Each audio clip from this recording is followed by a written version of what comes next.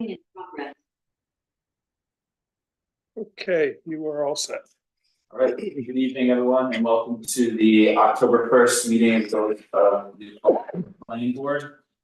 Tonight we have some administrative business, as well as two public hearings, and a couple other application reviews.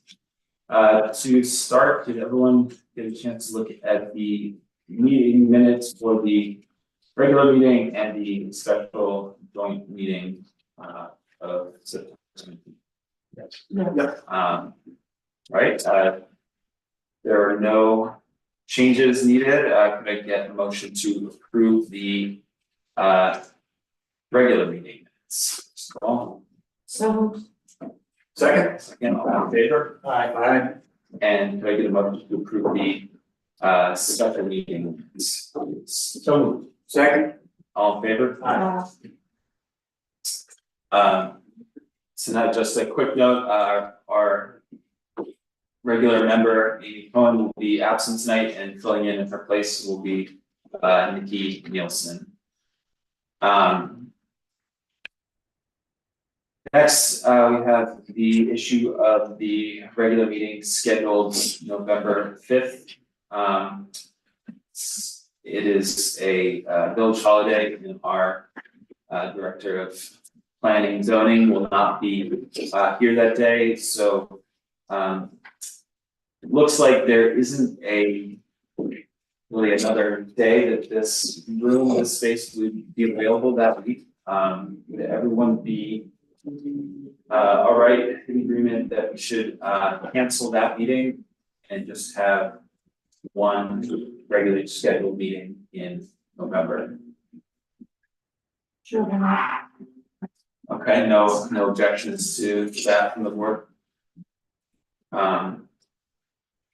Do we need to make a motion or anything to that effect, Mike, or just? It's whatever Emily thinks. I don't believe so, because it's a village holiday. You're just not rescheduling it. Yeah, so We should probably just vote to cancel that meeting. Yeah. It has been advertised, Yeah. so. Okay. okay, motion to cancel the meeting. Second, all in favor? Aye. Next on the administrative business, we have the issue of our public comment policy. There were some changes to that language that we talked about a few meetings ago. However, I don't believe it's ready to be voted on tonight. I unfortunately didn't get a chance to review that this week. But does anyone have any comments about that, or any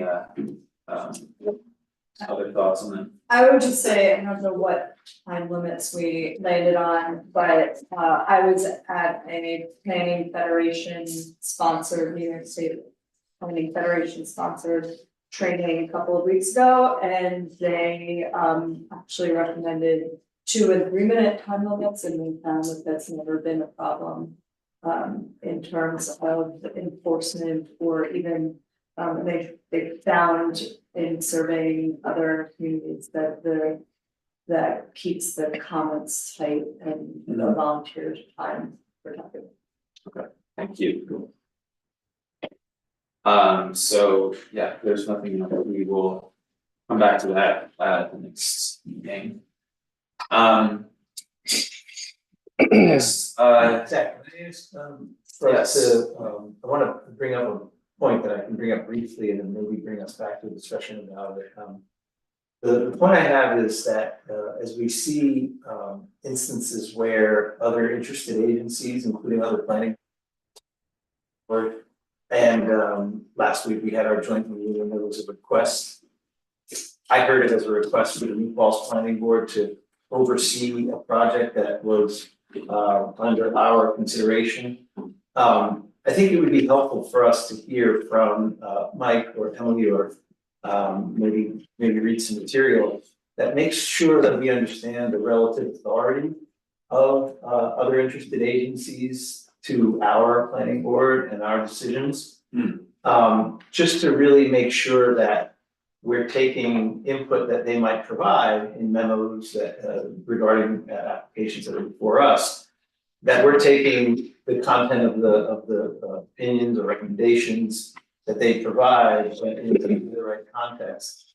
That we're either considering them to be, you know, to supersede decisions and discussions we've had here, or considering to be a new data point, just like we would a consultant or another person who might inform the project. So I'm not sure the best way, I don't know if it's a discussion among us, because there must be law that says here's how you have to consider these things. And there's probably law that requires the way they share them with us too, because how would we know how to handle them unless they're described correctly? So I just want to make sure that we understand that as we get to projects with multiple interested agencies, big or small, that we really know how to take their feedback into account.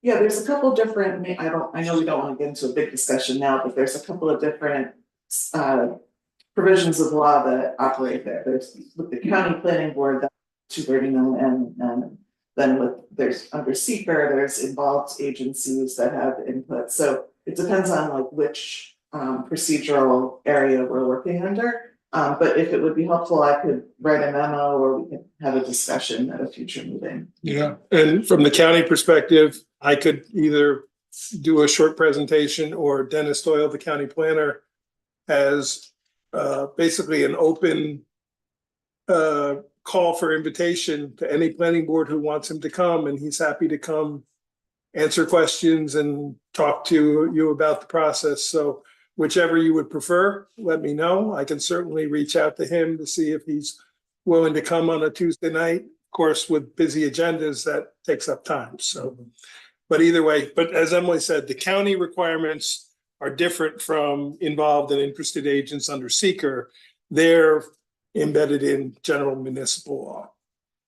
And there's very specific legal requirements, not recommendations, requirements of referral to the county and what the local boards can and can't do with those recommendations. So just quick follow on to that, the county required modifications, that's different, that's a stronger legal requirement than something that an interested agency or developed agency would submit. Yeah, with the county, I mean, the quick answer to that is when the county, there are certain application categories we have to refer to the county. The county can make either just suggestions or required modifications. When they make a required modification, this board can only override that by a supermajority vote, so it would be 4 out of 5. You would need to override the county. So. and you must also say in the resolution why you're overriding the county, and that's a piece that is often missed. So. And so I guess also then we should expect that if something is a required modification, that it's stated that way. Correct, it is. In their memo. It is.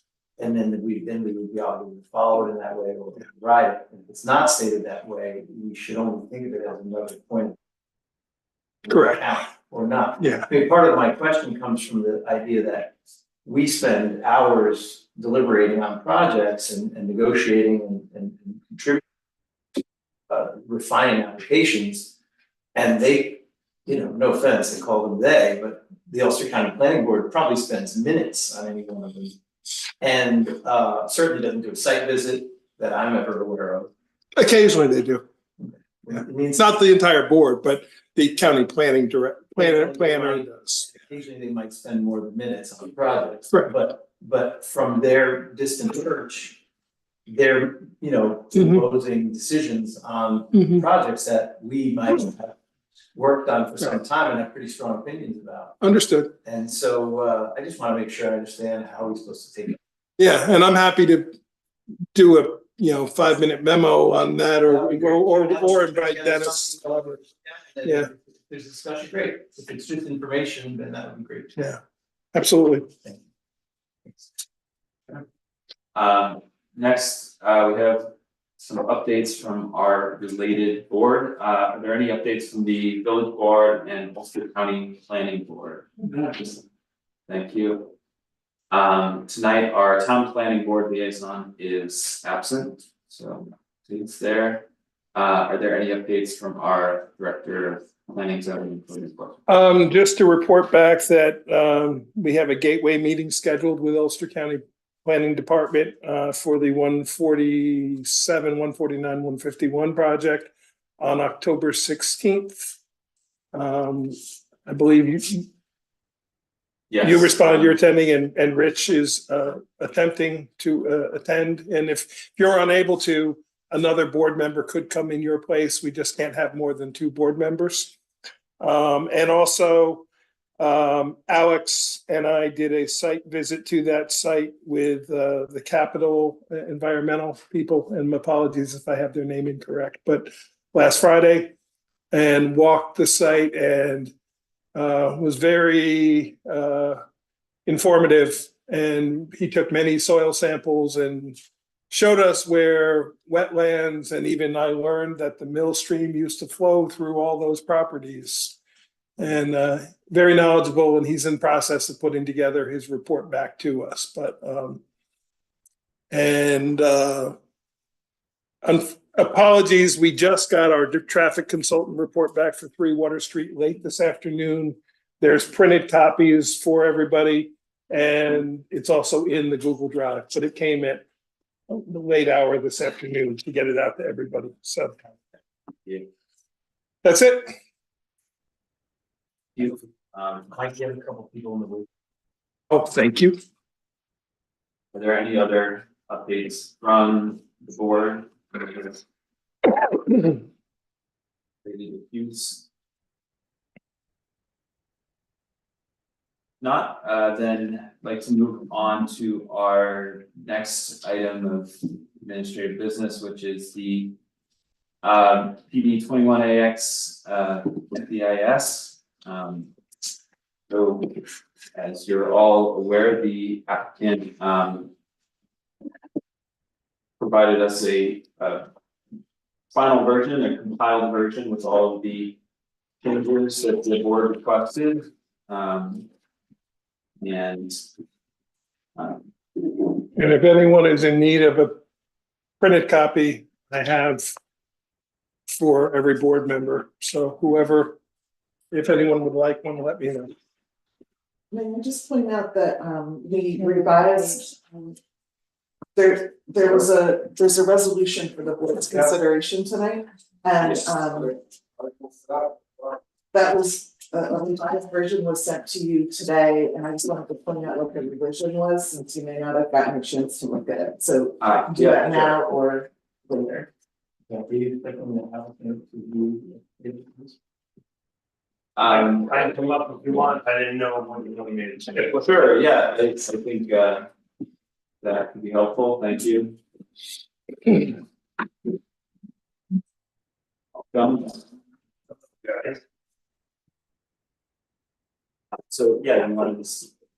Sure, so the resolution, the opening section of it, is the summary of the project. And what we did was, in the revision that you received today, was to just add, the section at the end there that explains that the project now is different from when it was originally proposed, because the FEIS plan, which is the latest version, has fewer units and adds the solar fields.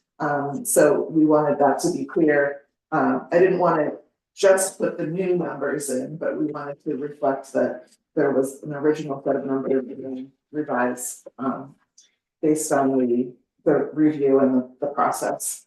And the other change in the section on the resolution, it sets out the next steps for providing notice of the FEIS being complete. But we also just explicitly added number 4 saying that directing me to prepare the finding statement per the regulations. So that would be for your review. So those are the changes in there. Okay. So we did get a few comments. Actually, the only person who sent me comments on this final version was Rachel, but I think we could just go through those quickly now and see if any specific language needs to be changed, so.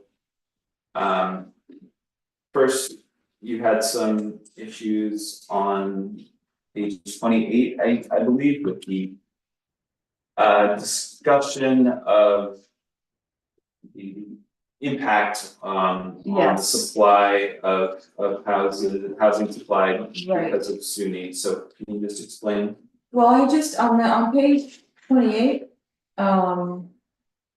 I believe there's only a small change that I made there because the language states that the student housing, that puts a burden on the housing supply for non-student residents.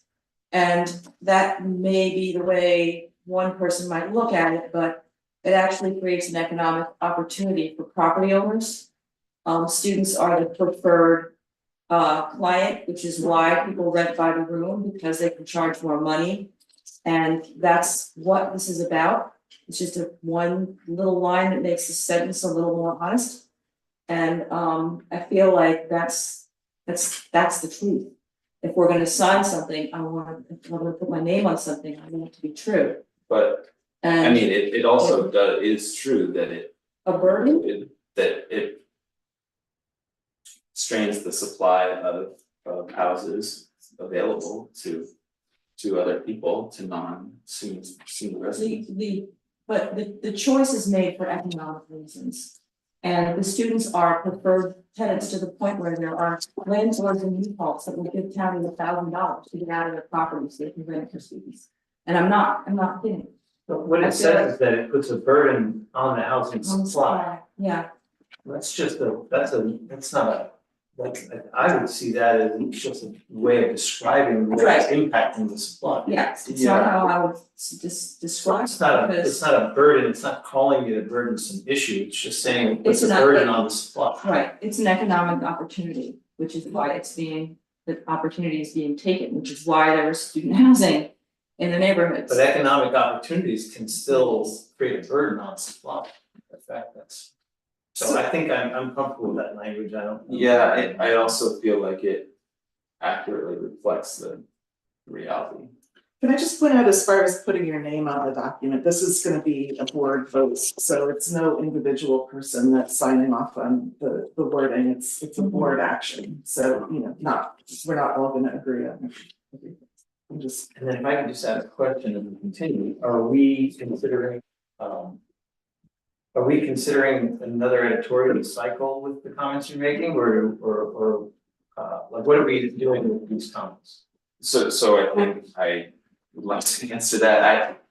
I asked board members to identify any last specific text changes that they felt strongly were needed, and tonight I would like to agree as a board on making those specific changes and getting to the point where we can vote on this.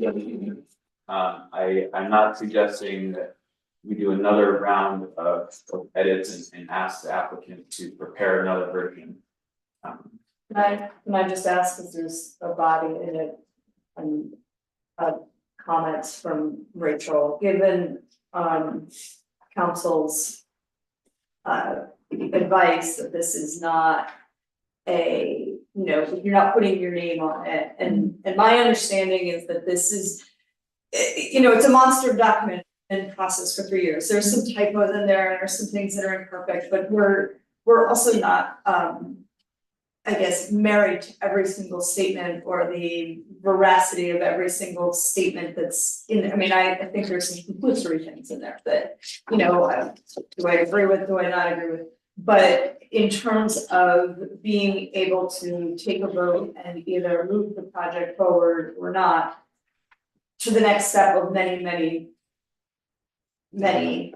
other approvals and authorizations, I'm just trying to think, is this, are these deal breakers for you? Or are they things we'd like to change? Because ultimately, I think we could go on for years in trying to revise the things, and things are changing. Yes, and some of these things I've submitted, and some of the comments I have were submitted all the way at the beginning, but they weren't, I didn't think they were adequately addressed, but that they have been adequately addressed. So it's not like I'm mentioning these things at the last minute. And I don't know, I mean, as far as like a deal breaker, I don't know, I mean, even if I voted against it, it wouldn't be a deal breaker because everyone else would just approve it. So, I mean, I'm just trying to, I was asked, is there language you wanna change? And my answer was, yes, there is, and so I did it. But you know, I'm not trying to cause a problem. Yeah, I don't see a problem, there were only three more things that you highlighted that, you know, I thought. We could just quickly talk through, and then. If there's nothing else, we can move on, but you also. Highlighted something from the wetlands report. Yes, because I had trouble finding the appendices. This project has been really. You know, you've got, got two sets of appendices with similar letters by them. And I hadn't had a chance to look at the soil report, the report from our environmental consultant about the soil. And I don't think these things were adequately addressed. This is something I brought up from the beginning of at the very beginning of the project, because the soil, I mean, you know, actually, you just made some remarks about there being going to be further testing. And so that's what I'm asking for. It looks like I might be getting that, because if you think about it, the tests for the toxins in the soil, which are no joke, I mean, blood and arsenic. So those of you who know it regularly understand they're illegal, it doesn't make them most students. But the tests were spread out over the entire property. And in my opinion, the tests need to be done on this cut and fill, on the area that you're gonna cut, the area that you're gonna disturb. I think that should require more. You definitely have And expressed that I have. before, we've discussed it before, but Yes. I guess my question is there a specific part of the FEIS that has language that you don't agree with, or you know, that we should review at this time? Because well, I looked through the sections in the FEIS about soil, and it seemed like it did adequately address those and explain that, you know, what the mitigation would be. right, well, they are recommending it, and I don't. They are recommending it. The last thing I saw was a dialogue between the consultants, and I was able to find that again, where one of them says, oh, so are we going to be removing 2 feet of the soil and replacing it with clean soil, or is it gonna be 1 foot? And then I never saw an answer to that. And then when I looked up how this is normally remediated, they said that this is called capping, and that is much less effective than actually getting rid of the contaminated soil. Because they're just gonna cap it with 1 foot of soil or 2, depending on, you know, that wasn't resolved. So, Well, there is the whole soil and material management plan, right, so that explains all of the. right, so they're planning to cap it. I mean, we just got the cut and go map, and I just think that's important. I just said that cut and fill map for the soil remediation's been there for multiple years now. And Well, no, you, the matrix required by the DEC as part of the analysis requires 6 inches of cover. We're doing at least a minimum of 12 inches where we cover up the soil. Some areas will be more, and it's all in the cut and fill. All the areas that you're describing, and the number of tests is twice as many tests as required by as. It's hard to say required because the Ulster County Health Department has recommendations, and so does the DEC. But that's what we went with, was twice as many of the tests. I've not seen any map with That's all, Further there's a testing. map with all the tests in it. the tests that were taken, but not the ones you're considering taking now. That you're talking about maybe now, because the original tests were just, I'm in any, that's, Yeah, I don't know, I think we're getting off topic here, but I mean. I feel as though the plan that they have in this document, in the appendices.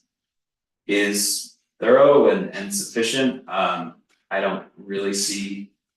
Language in here that I would change, but I mean, does anyone else have? Thoughts on that or opinions? Soil remediation section of the FEIS. Well, there were two. There were two recognized environmental conditions. One was the contamination of the soil by pesticides, is what we're now discussing, Okay, and so the other what was the page proximity is to the. Proximity to the landfill, to the brownfield. And I understand it's not on the developer's property, the brownfield is on foundation property. And But our consultants did not. Find that was, it says that consideration should be given to further investigation Hmm. by our consultants, that's what they say.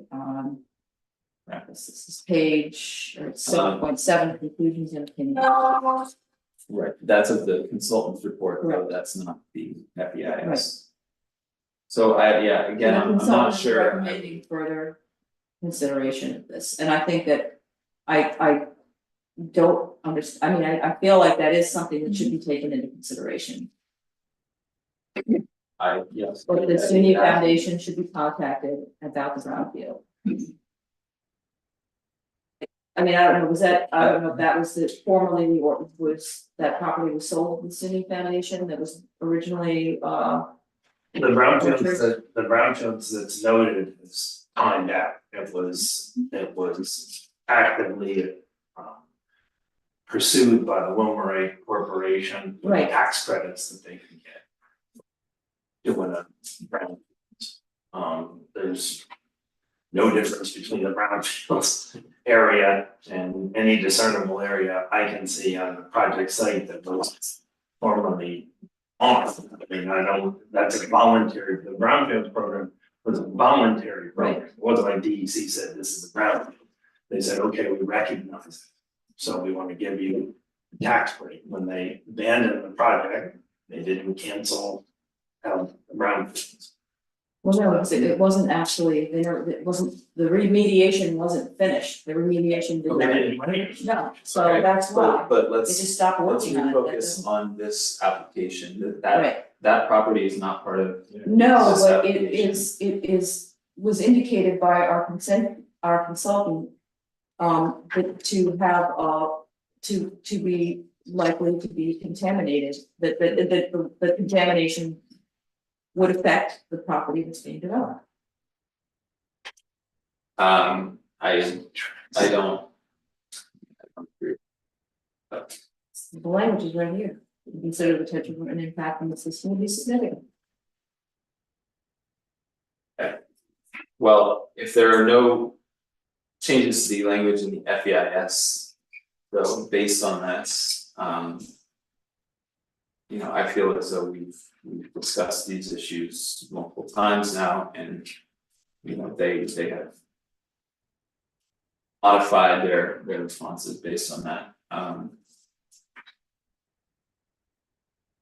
If there are no other comments from the board, I think that maybe we should look at the next issue. So the in the past, you have disagreed with the amount of solar panels that they're being installed. Is there They're some? not installing any, they're They are, they're They are, adding quite a, in the field, they are, but, right, but what was brought up several times at the meetings was the idea of putting.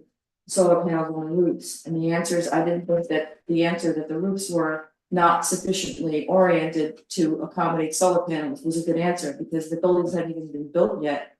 And like, this was brought up in the very beginning, and if they're shaped in a square, that the developments in the square, how could none of them be oriented well, properly, and then also that they're ugly, I don't let's be think. clear, like the board that was not a consensus from the board, that was something that you had asked the applicant about. Well, it and was then- brought up by other people, Kitty Brown brought it back from the very beginning. Okay, but I think the issue at hand is that additional energy usage significantly mitigated by the current plan? And it's my belief that it is based on their energy saving features, in buildings and solar field, significant solar field. I mean, we're not requiring all buildings in New Paltz to be net zero No, we're not. energy, It's that not a would be requirement. extremely. Okay, so just change the language, they decided not, that they didn't wanna do it. Not that So they couldn't orient the buildings that way. where in the FEIS is Don't that remember. language? I will find that for you. I remember reading it and I didn't like it. And their answer, one of the answers in the, to the objection to there not being solar on the buildings. I mean, That would be easy to fix. That would- My suggestion is we consider a resolution, and if in the comments during the resolution vote, Rachel, you'd like to say that you're voting, but here are concerns that are still remaining, then we could still proceed with the vote. Your record and your concerns or even objections will be on record.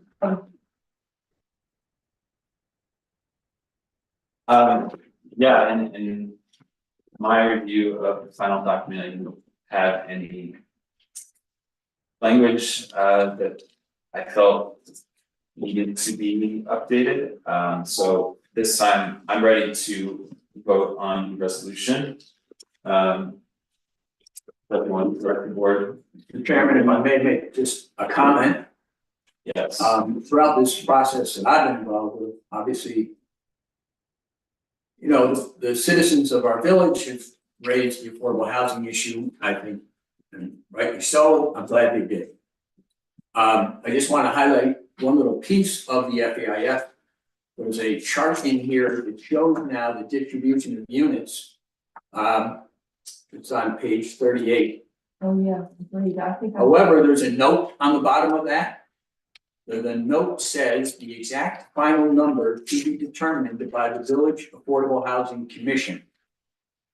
The total number of units, 30, is set. That is the total number of units. That reflects new legislation by the village that increased this from a 10% to a 15% project. That's in here. Then they break it down by 1, 2, and 4 bedroom units. I don't want anybody to go to the bank with that, Mr. Moriello. Do not go to the bank with that. Those numbers will probably change. Those numbers were given to you by the county planning board. They are a broad stroke of affordable housing throughout America. We have a very finite number of people here in town who've applied. We know a lot about them. And I can guarantee you, the Affordable Housing Board will help you, will come back with recommendations for you, will negotiate it. The number 30 will stay the same, but the distribution of those units may change. Yeah, I don't wanna put words in Zena's mouth, and Zena wants to say why she put that, I think your explanation is the reason for that comment, because as everybody knows, we still gotta go through a site plan review that's probably gonna be maybe, no.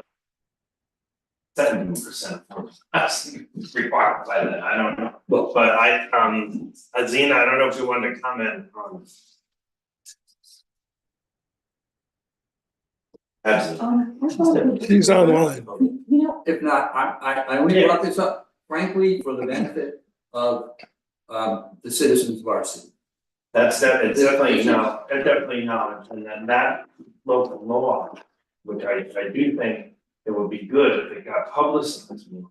So that local law puts tremendous control in the housing board. It's from my vantage point reading it, yeah, there's a lot of control. Thank you, Mr.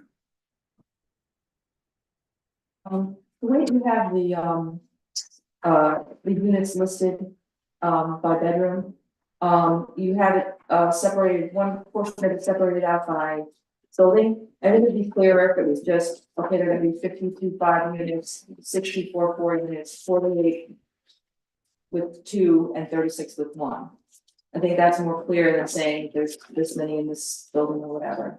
As far as total, That's literally what it said, 1 bedroom, number of units, 2 bedroom. Number of, yeah. 4 bedroom. Terry just told us not to rely on. Affordable, I mean, it's No, for the parties and children. let's be clear, what I'm telling you not to rely on is that you might have 70% of the 1 bedroom units, 70% of 30, all right, are 1 bedroom units. Don't rely on it. Yeah, I know you have to go through a process. Is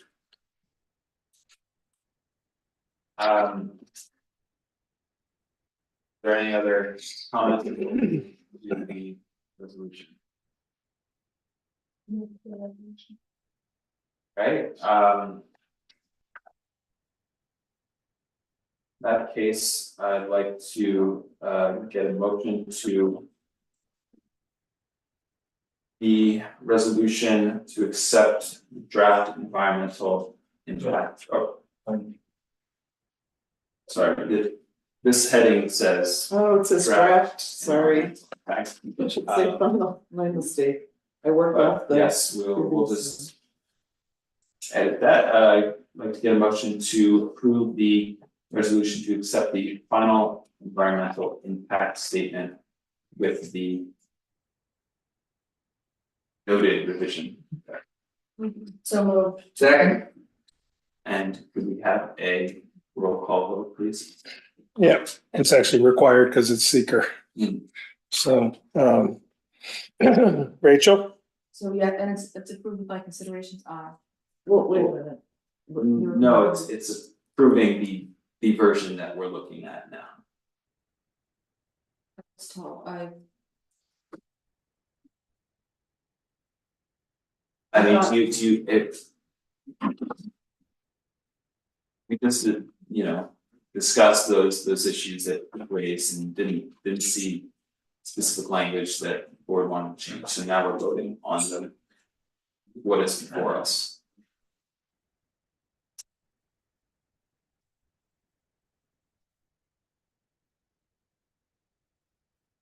I can come back if you'd like. Yeah. Vicky? Oh, Oh, aye. sorry. Rich? Aye. Terry? aye, Zach? Aye. And Rachel? I'm just gonna say no for now, because I have a reservation. Yes. And I apologize, I missed who seconded the motion. Nikki made it, Terry did, thank you very much.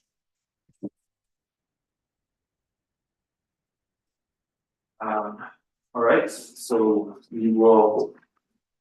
Thank you very much to the board. For everybody.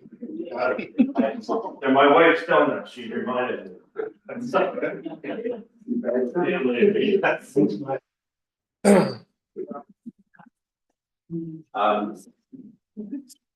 Next, I'd like to have our public comment section.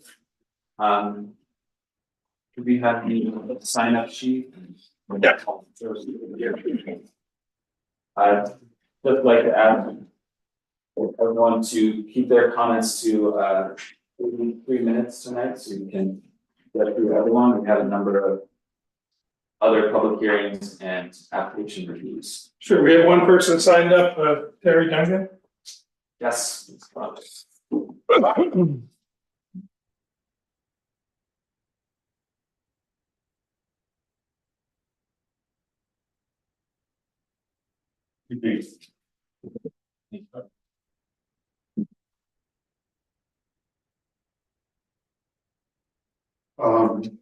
Regarding 7 Prospect Street, there are a number of errors and inaccuracies on the submitted plans.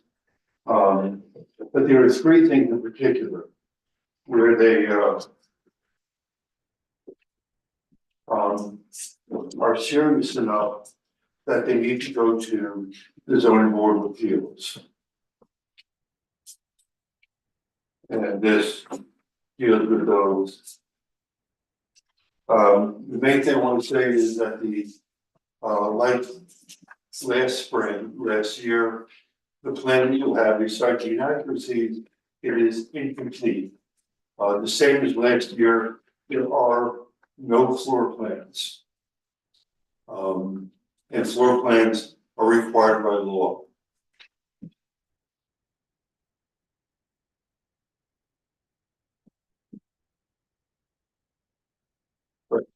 Thank you. And have you submitted these in electronic form or just the?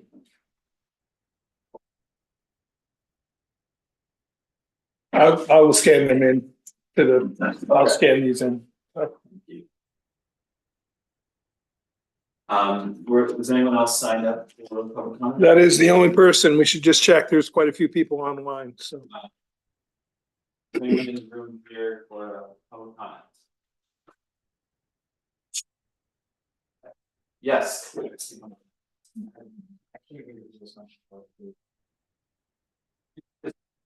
Come up here, yeah. There's a public hearing for that. He's about the 3 Water Street.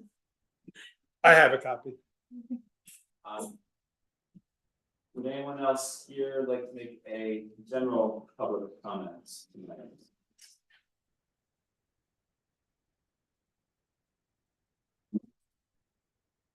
Is anyone online here to make a public comment? Please unmute yourself if so. Yeah.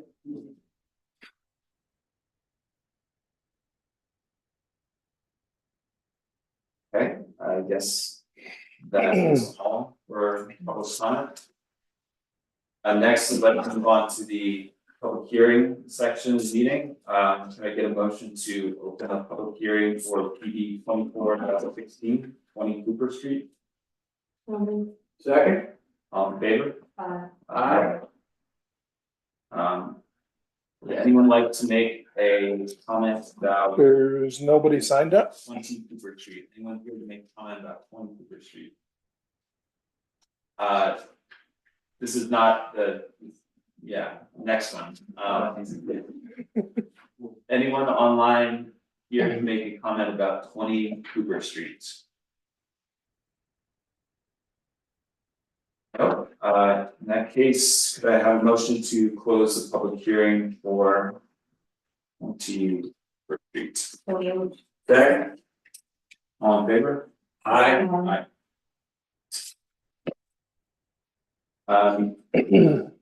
Next up, we have public hearing for PB 2404, 3 Water Street.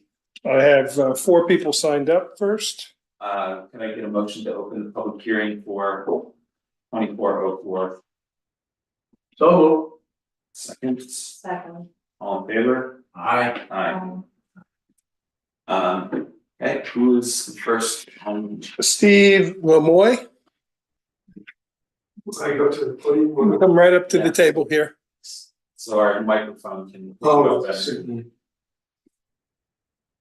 I never mastered, I have 40 years in the classroom, I never mastered the art of verbal minimalism. And so I composed 3 sentences, which I would be happy to. All right. I'm a neighbor on Huguenot Street. And I show support for the dispensary project. I'm hoping to inform myself about the process a little bit and timeline. Most of the neighbors that I had spoken with in casual sense support the dispensary. I know that's very anecdotal, but it's just the sense that I have from talking to neighbors.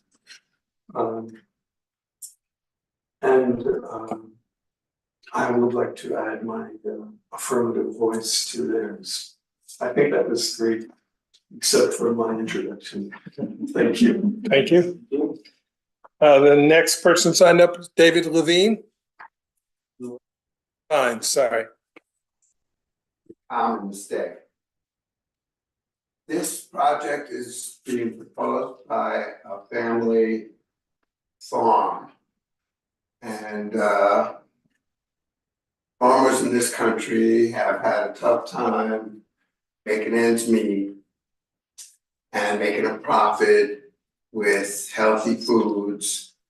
And that industry has changed a lot over the decades. When I first heard about this project, dispensary from this local farming family, I thought, well, that's a good thing. And then further from that, I heard that this is the start of licensing and paperwork that they endeavor to achieve, and that the possibility down the road for a lounge cafe at that location is another goal of this farming family. And I thought to myself, well, lounge cafe, well as dispensary, I don't think there's any such thing in this country today. And I thought, well, how could this little farming family or this little town, break new ground in that kind of situation? And I thought back a few years to one of the first 2 or 3 same-sex marriages in this country. And I remember, oh, wow, happened in this town, and that has really taken hold and become a beautiful freedom that didn't exist before that. I thought, maybe a little project like this could. So I'm in favor, and I think it would be a lovely thing. And I think a family that has struggled in the farming industry in this day and age, it might be well. So I got a lot of mixed feelings. It sounds like it could be a very good thing. Thank you. You. The next speaker is Kathy Pitts. I own my home on 19 Huguenot Street, and I must, full disclosure, I am the cousin of these 2 wonderful young people, Mike Nelson and Lisa Burrell. And I'm here to speak about their character because I've known them for a long time. Nothing they do is without integrity and respect and commitment to every step of the way. Whether it be stepping up to take our family farmers in the future, whether it be dealing with the planning board, the New York Licensing Bureau, their employees, their customers, the soil on our farm, which is a preserved farm, land trust holds the conservation easement on that land. And from my lifetime and my father and mother before me, we have protected the land, the water, all the natural resources there. And this is something that's very, very, very much part of Lisa and Mike's commitment for the future.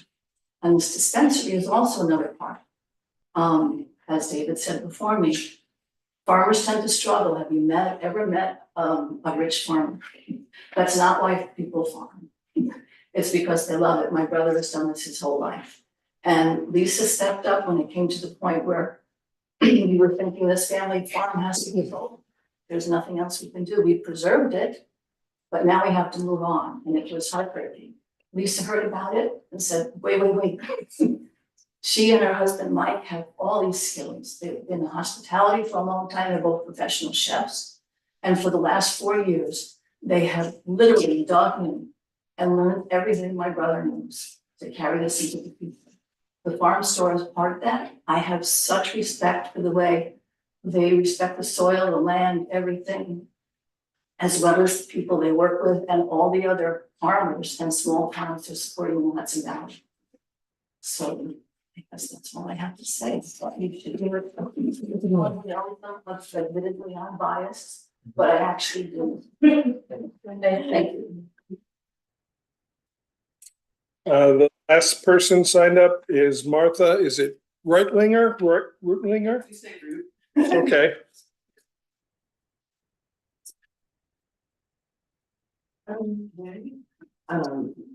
I read in the proposal that there were some things that had to do with the residents in the area and.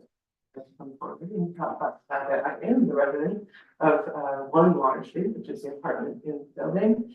And I have had nothing but positive communication with those who are playing the rest of the building, and I don't have any issues as a resident. With what is proposed, with the colors, they have already communicated plenty on the construction that is ahead, and also about the future parking space and how that is being coordinated as we go. I also happen to be the manager of the farm store in the location, and I've had a lot of people come in with interest of what's happening and obviously to support the farm store itself. And but I would say that I've had nothing but positive commentary when it comes to people's inquiries of what else is going on, and lots of positive comments about the green space across the street, and that it would be possibly more utilized for picnics and bike riders as a spot to stop before the crowd and go up into the mountains and whatnot. Yeah, so I just thought I'd give feedback from general hearing of other folks. Thank you. that's the last person signed up for in person. We do have one person online. Well, is anyone else here to make a comment on 3 Water Street? Yes, please come up.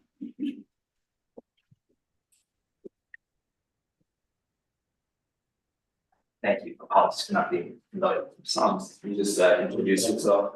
My name is Shane Carchi-Jablonski, and the reason I come here is to support the project. Because I think it's 27 for the record. I know a lot of people my age that really appreciate access to safe legal cannabis. I think it's good to promote that in the area. I think it's also good to have competition with the other big metropolitan areas. This capitalism is very good to consumer. And I think it's also good to keep. I just know that that's what kind of keeps the money in the town, in the state, and so it's beneficial for also have that income. A lot of people around my age that would love to have another option to go to and just yeah. Sorry, I would appreciate more on patient do some more selections, more and just again dissuade from the black market and to encourage people to buy local and responsible and legal safe cannabis.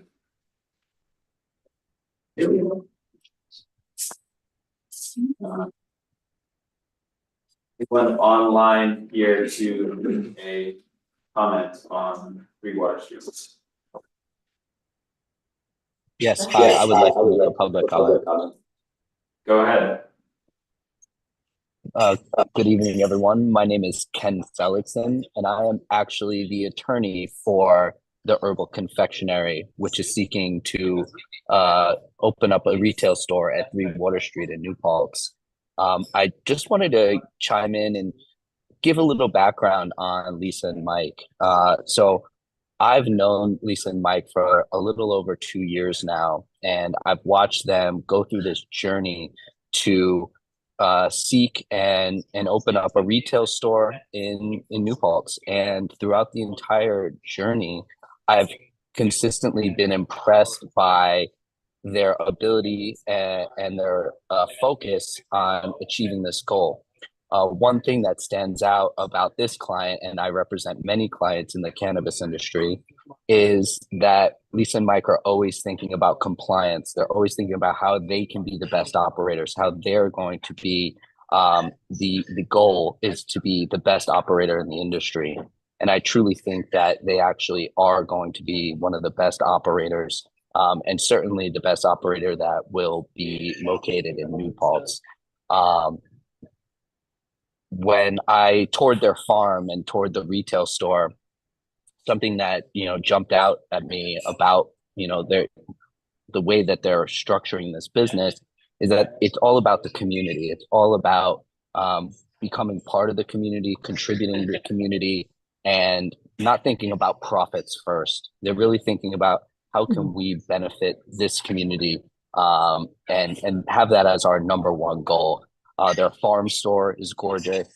Their retail store will be equally wonderful. And I really can't stress enough that these are the types of folks that you want operating a cannabis retail store in your community. And I know they'll be great operators for that. I'm sure if you have any legal questions related to, this application, I can jump back on and add to that for you. So thank you for your time. Thank you. Anyone else online to make a public comment on 3 Water Street? Okay, well, given that we are still waiting on comments from the Ulster County Planning Board and yes, just the Ulster County Planning Board. I'd like to get a motion to adjourn the public hearing until October 15th, when we have those comments. So, Second. All in favor? aye. All right, so moving on, we have the 2416 20 Cooper Street, the applicant wants to come up.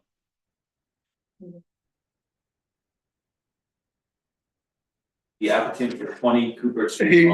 He was online earlier, but he is no longer there.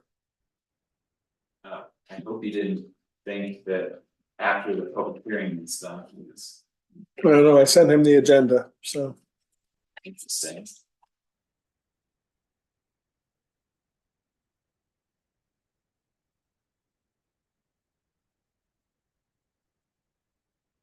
Well, I guess we'll just come back next meeting. I guess there were no. You could authorize the attorney to draft a resolution for the next meeting if you chose to, but that's your call, obviously.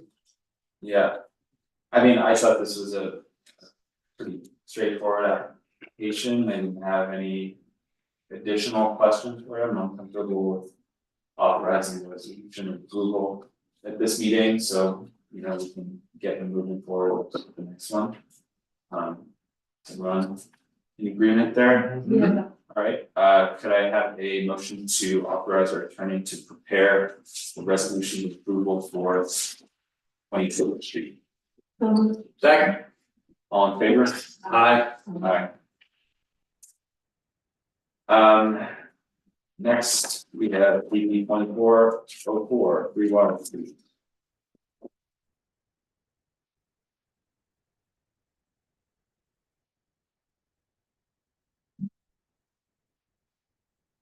The updates you want to share with us since the last meeting? Yeah, I just wanted to thank Mike for getting the comments from the village consultants from DTS Provident about the traffic study that we provided you guys. Yes. As well as the design of the board's comments that you guys have received based on the last meeting's resolution to the sculpture garden. I believe we kind of got unanimous positive response back from them. They have no objection to any of the existing conditions, sculptures, or planting garden beds that we proposed in the new section. Ask you, can I ask a question about what's happening? Yeah, sure, we can talk about that. They caveat the support the return of the sculptural work so long as they remain safely supported and well maintained.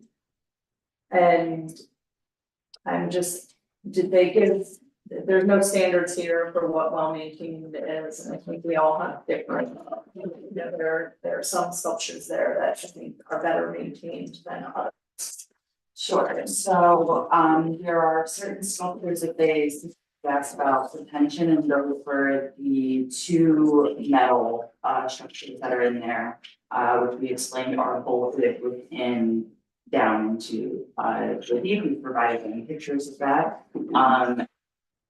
Other sculptures, we've set up a system now where it was having to go through the landlord to contact the artist to come fix their sculpture. Now I'm the contact direct to the artist, so their new protocol now would be that if the structure is removable and has to be repairable, they can remove it, repair it, and bring it back. Or they have to safely be able to repair it on property. If they can't safely repair it, then they have to remove it.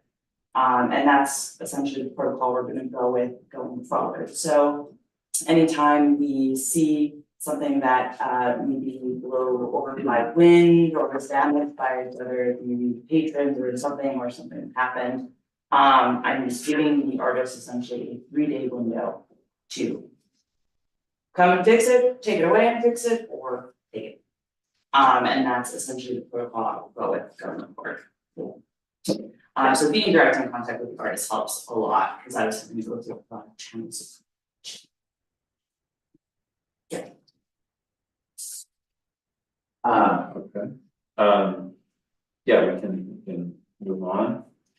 Right, and I just wanted to, I know this just hit your guys' desk today, and I know that the adjourned but open until the 15th meeting. So that kind of gives us a little time to go back and forth, but just to real quick go through some of the questions on the memorandum from DPS Providence. I think we kind of had some discussions that may answer these questions, and I just want to reiterate those responses so that we kind of have a clear understanding.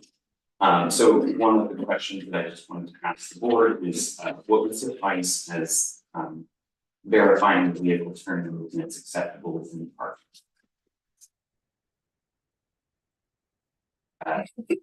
The use of the parking lot over the last 9 months, would that show adequacy, or would you prefer to have a consultant do a analysis of some sort? Yeah, there's usually the sort of diagram How the vehicles of like just to identify, you know, if there are particular spots that look as though they might have trouble entering or leaving the spot safely. There's typically diagrammatic arrows that we draw on the parking figure to just demonstrate that a car of adequate size, they usually make assumptions about the size of the vehicle, can come and go from that spot. And as long as those drawings are clear, then it provides the board the evidence that they can be safely. So before the next meeting, we're gonna have the consultant from the planner and engineering. We've also employed a civil engineer now as well as traffic consultant, so it's in the same firm. Traffic study, we'll be able to get that analysis to you before the next meeting. That'd be okay. Yeah, we'd asked to try to get it to us by, the meeting 15th. So by no later than the 9th.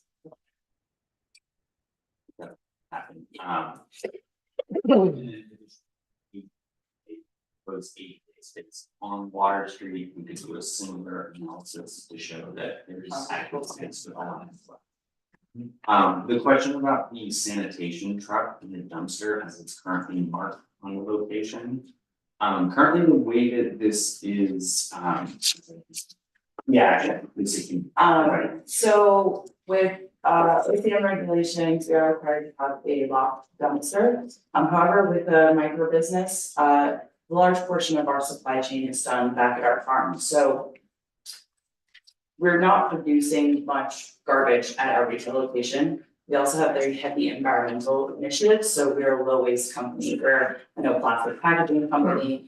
And so there is not actually a dumpster service that is coming to pick this up. This is meant to be adheres to OCM regulations. If we were to have to throw out packaging that opened or ripped or something like that, it gets put into a lock and then we would have to remove it from premise and dispose of it. So there is no garbage vehicle coming in and out of that location. That dumpster is meant because it needs to be locked per our regulations. Regular garbage and recycling, again, is going to be very low, because we have heavy low waste initiatives, and so that is regular service in the way that it's being done right now for the trash cans. And yeah, that's. Right, and I think that also kind of ties into the on the site plan, the proposed location for the ADA accessible location as well as the loading dock. Kind of plays right into that dumpster location. One thing to note is that because of the unique nature of our business and its vertical integration, we're actually receiving all of our freight deliveries at an industrialism location. We receive all of our products, all of our inventories at the farm. We do all of our own processing at the farm. We'll never have a delivery truck ever on the street. We will never put delivery vehicles, big trucks will never be dropping off pallets. We don't do any deliveries other than our own internal deliveries. Yeah, so for the loading vehicles in this, specifying our delivery time is hard because we have a purposeful erratic schedule, and that is for safety reasons when we're transporting the product to and from. It will never be done in hours of operation, and so if it's never done in an hour of operation, an ADA issue should never arise. And these are rotating times of our schedule. But again, we're the only deliverer. Everything comes to the farm. This includes the farm store, this includes the dispensary, and then we take it in our pulse over to there. Part of our operating procedures is actually just for safety concerns, we will not deliver to ourselves while open doors of operation are open for the dispensary. Things like this are critical to the functioning of the site plan. Are we considering them as conditions of the resolution? Yeah, I was just writing, I think we'd have to. And something that actually, yes, so thanks, Emily, I'm assuming that's the case. And then secondly, something that the village would be willing to, govern over the life of this business. If they become conditions of the decision, then they are enforceable by the building department. But So, for example, and I'm not suggesting you would do something other than what you shared, but I'm just using the enforcement example of if they would make a delivery during their hours of operation, that would all of a sudden be a violation of their resolution. And is this, operating procedures, and I understand why you're doing them, but I just want to make sure that we're all ready to apply them practically. Yeah, I think we wanna, do it sparingly, but things like, allowing a dumpster where we wouldn't otherwise, we might need to have that as a condition because it wouldn't work, right? They didn't follow that. Yeah, if we had to have a truck pick that up, that location is completely implausible then. Right. And then with speaking with the design and historical committee, that is being completely closed with the same wood planters that are being designed across the street, so it looks cohesive. And that is then being utilized as a sign front for, so it'll help sort of drive that traffic in the proper flow. It'll be a cohesive look. And if you could write up a narrative response, just sort of summarizing all you just said, so that can be placed in the files I can and provide in the record. our loading and unloading plan. And specifically, connecting to the access and onsite circulation section of the map. Sure. Great. And then just, I think the trash data is, we can provide others with Mike with just where information. And then the other comments I think we wanted to address while we're here tonight with you is the parking lot and the catch basin. So we've kind of discussed about the any of the stormwater coming out of the parking lot goes through the catch basin and into that asphalt street where these. Sorry to interrupt. Would it be okay to continue with traffic consideration? Absolutely. Before we move on to that? Sure. A couple of things that were in the other memos we just received, but. Yeah. There were a couple points in the analysis that is worth making sure that we all understand what's being shared. You know, one is we had a discussion about pedestrians leaving the parking to the front door of the store and then vice versa. And I think that the analysis from our consultants indicate that what they call conflicting pedestrians also affects traffic flow in a way that might not be considered in the analysis. So, you know, I would assume in these traffic study models, there's probably a button you click and say conflicting pedestrians, and then maybe the data changes. So I would like for us to consider that, because we did talk about how pedestrians are going to affect the flow as well, and of course bicyclists in that area. Definitely, and I think we did have the tech consultant reach out to municipal code officers just to talk about future developments in the area and how they would impact assessment. So we can reach out to the consultants to try to include the conflicting pedestrians. Just how you would, yes, just ask them how they would like you to address that in the traffic studies. Just so we really have a clear picture of what they're saying is the compounding impact of that. Bike traffic would likely stay on the rail trail, I mean. Our hope is with the bike rack being right next to the rail trail is that we're really pushing people to walk there and then come through, because that'll be sort of the only entry point to the parking lot, other than the other end by the crosswalk. Yes. Is if you remember the traffic study indicated that the F graded option is the northbound travel across Main Street. Basically, the wait time equates to an F. And it's interesting, I didn't think of it when we were looking at the study, but the study assumes that because people often go into the right lane and go around cars that are looking to go left or straight to make a right turn, which would be east. Your study assumed that was a right turn lane available. And the suggestion is that study should actually be done without the assumption that that's a right turn lane, because it's actually not a right turn lane. It's people making their own right turn lane to do that. And that the right turn lane can't really happen when there's 3 cars, because then you'd be on the property. So, I mean, I think we all have to be eyes wide open about the fact that traffic is, you know, I'd like to see traffic slower there and not moving faster. So I'm not as concerned with the fact that it might be a place that's difficult to come and go from and requires people to stop and wait because of all the risk inherent in that entire area that you're not adding to necessarily. It just is what it. And it actually impacts us quite significantly. But if there's cars parked, then customers wouldn't be able to turn up Water Street and reverse. Yeah. And you know, we do want to consider all the contributions to like a gridlock effect down there, so we don't want that to happen. And so I think that it's just, given that this is something our consultants informed us about, that it's within our right to request that you just change that and see how it changes the traffic impact. And I think that just to be specific, you're asking to like sort of regrade those intersections with those 2 changes and just see how that affects the level of service. Because that would be an accurate representation.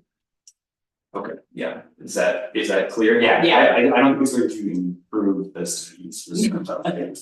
Well, probably hang on, just have to.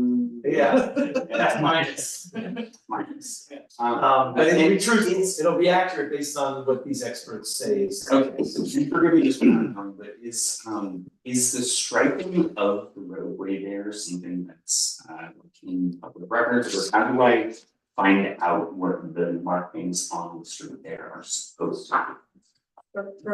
For Water Street? Yeah. DPW. DPW. Village DPW, yep. There's highway. But there aren't any. There are no markings on. Yeah. But it's a 2-lane street. Yeah. So They are not normally on local roads, don't normally have striping. And I think we have to consider as a village, like where signage, additional crosswalk amplification, if you will, all over there. There was a bike accident recently down in Lexington Park crossing the rail trail. It's not a safe place, and it's not your proposal's fault.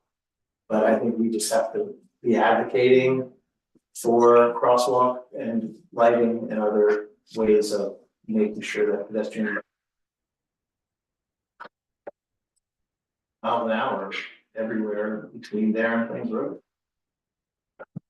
That's a village, that's something we could all go to the village board and ask them to advocate. Yeah, that request would have to go through New York State DOT and initiate with the village board.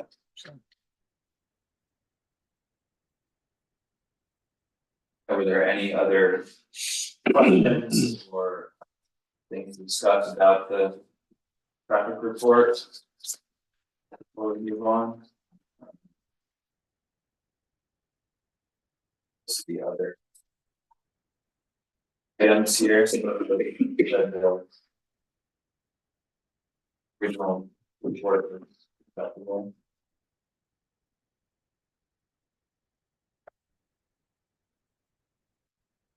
Well, we talk about the parking lot changes you make into the parking lot.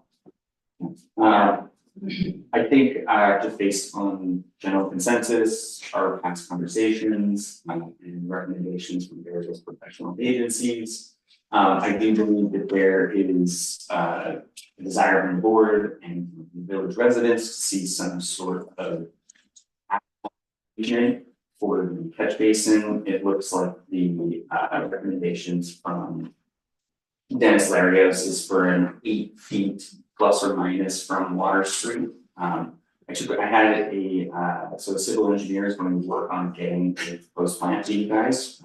We talked about the 19 deadline. I already reached out to a paving company and talked to them about what it would look like. Essentially, we'd be looking at, it's a 27-foot wide entrance into the parking lot. We'd be, willing to go 8 feet plus or minus, depending on how the engineer's plan shows. We very likely see it going a little bit more than 8 feet. Just to make the, grading sure even. Does it have to be 27 feet wide? No. Does it have to be asphalt? So we did reach out to consider your comment about the brick. Unfortunately, in New York, it does snow quite a bit. With snow plows, brick is not a viable option. Concrete was considered. It is a potentially more expensive option. And the one limitation with concrete is that we're not able to salt it. So if the grading comes out of that and we're not able to salt it, I imagine all water would flow into that catch basin, it would freeze and cause dangerous condition on the road. So asphalt has been recommended by various professionals as the most reasonable solution at this time. And I think with it, we and the owners of the property do not want to see that parking lot in that is, especially being next to some of the largest green space in the village, that would kind of be sort of a oxymoron there. So I think what we want to create is to ensure that the entrance is as safe as it can be and as efficient as it can be for then that street and the water runoff. So we are going to take as many we did multiple recommendations, and they all really came to that same conclusion that the asphalt just in that strip is the safest and most efficient way to do this. As far as the width, you should check with your engineer about 2 vehicles' ability to pass, but it's my belief that a minimum of 20 feet would be sufficient. But normally, like local roadways are built at 20 feet, with 2 10-foot lanes. Yeah, we don't need to accommodate any tractor trailers. Yeah. So you could potentially save 50 square feet of asphalt with that That would be limiting. Yeah. the width. So if it's, Make sure though you have the turning radius, because it may need to be slightly wider because of the turning radius. Yeah. But then you'd need to bring the grass into the edges of it, Yeah, right? And yeah. it's- yeah. Yeah, so I know, it's up to the board, I'm not sure if this would be kind of a condition of the resolution that's also enforceable. But from a business point of view, we would be amicable to completing the project proposed with, a reasonable asphalt pavement to meet the request to not have the, essentially have the asphalt would go over into a lip. And then the backfill of gravel, so there would actually be something holding the backfill. And then that would also allow for a snow plow not to just chip up chunks of the road. I think it needs to be drawn on. Yeah, that's absolutely. Yeah. They need a street opening permit, working in our right of way, so I think they do. A what? It's called a street opening permit, in other words, you're working in the city's right, in the village's right of way. So your plans will be submitted to, I assume, Public Works. Correct. And they'll review that, so you're right, all of that. The lip from the cartway to the driveway, from the driveway to the parking lot, all that has to be examined. Okay. Great, And just a note too, given the time of year and that asphalt plant's closed, usually normally at the beginning of November. This might be a condition that the board needs to bond. If you were to consider the approval this fall, so they could begin operation prior to that being done, because clearly if they can't get it done in this season, then they wouldn't be able to get it done till next spring. So similar to the landscaping bond we did for the bank, we may just have to consider doing that. And what that would be is you would just essentially guarantee with a form of some kind, the cost of the project. You would tell us the cost and it would be held in reserve. And there's various forms of how it can be done. That way you could do the work in the spring, but you could open before that. That would be nice.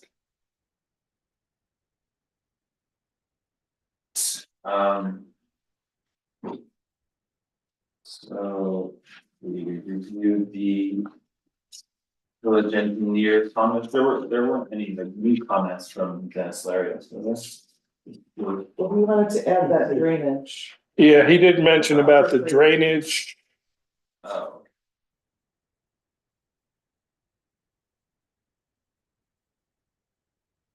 He was agreeing with the comments from the DPW superintendent. It's two things. Okay, so that was addressed with your. That would be excluded in the civil engineer plan for. Right. Right. Yeah, catch what's in the. You have a memo from. Yes. Yeah, you have that memo, right? And one thing I just wanted to make sure, that we just confirm in conversation is that there's been a couple of times where you brought up the idea of potentially lounge and expansion of the business and that type of use. But I just want to make sure that we're all on the same page with the fact that what we're approving currently is the retail dispensary and farm stand. Yeah. And that the lounge is, would require a whole other site. Yeah, approval. consumption isn't even put into law yet, and then I believe we would have to apply to add that on our license, to go through another list of, it would be far. Yeah, and just keeping in mind that, parking and traffic and all that might be impacted by a different use, and so I just wanna make sure that. Yeah. That's another thing. We're really big dreamers, so we wanted to kind of introduce this plan in phases. So we started with the farm store, and work our way to the dispensary. We've got some big visions for the future and what it could bring to this village could be a lot of great commerce for everyone. Is there an outdoor deck at this space? No. And outdoor is actually much more problematic than trying to have an indoor stuff. You're looking at outdoor consumption that is compliance, isn't it? Yeah. Yeah, pretty much every step of the way in the project. Environments for. Or just for urban consumption.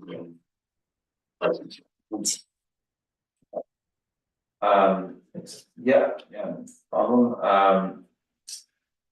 We also reviewed the special use permit narrative, that looks good to me. So I think now we'll just, we're gonna wait for the updates from the municipal engineer and the traffic plan, and then finish the public hearing at the next meeting, and hopefully get comments back from the Ulster County Planning Board, and I think at that time we'll be able to authorize your resolution, unless the board feels like. Just one other thing, make sure that your engineer is looking at Mr. Larios's September 5th report. Okay. The plan should include measures to intercept the sheet flow from the parking lot and convey same to the existing stormwater basin at the entrance of the lot. The stormwater basin is in the middle of the street. I think what he's saying is he wants a pipe. I think he's saying, confirm this. I think he's saying he wants a pipe to bring the water from the parking lot into that basin. Then he says there would be a stone-filled infiltration trench could be considered along the lower edge of the parking lot. Now, I don't know if that is an either or, I can't tell you that, but make sure somebody addresses that issue. Because what we're trying to say is we just don't want the water from the parking lot flowing into the street. That's what we don't want. There's gonna be a little water off the apron of the driveway. That's fine. But all that gravel that's up in that parking lot, we don't want that in the street. So make sure your engineer, you might have to have a conversation with Mr. Larry to figure out what he's talking about, because I can't figure it out. Okay, so yeah, we'll definitely have the engineer reach out to you, so get some clarification on that one. They have to open the street. Now we're really into another issue. Yeah. Zach, just to point out though, since we are canceling the 5th meeting, that if you wait until the next meeting to do a resolution, then the resolution wouldn't come until November 19th. So I'm just pointing that out. I'm not advocating one way or the other. I'm just pointing that out. So You maybe. could prepare a resolution, and if it's not ready, then you just don't do it. But Yes, thank you for reminding us of that. I think in that case, I'm in favor of having the resolution, and if we need to modify it at the meeting or hold off, then we can make that decision then. But if I get a motion authorizing our attorney to prepare a resolution of approval for 3 Water Street. All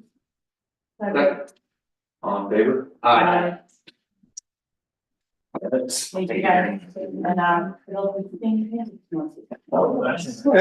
if you're at all interested, the county planning board meeting is tomorrow night at 7 p.m. There's no requirement, there's no need for you to be there, but if you are interested, 7 p.m. at the county office building. Thank you. So, Thank you. Thank you.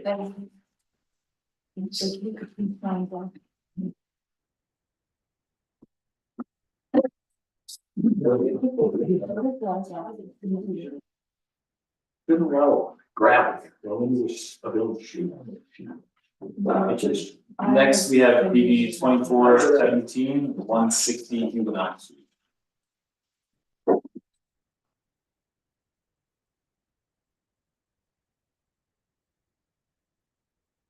Hello.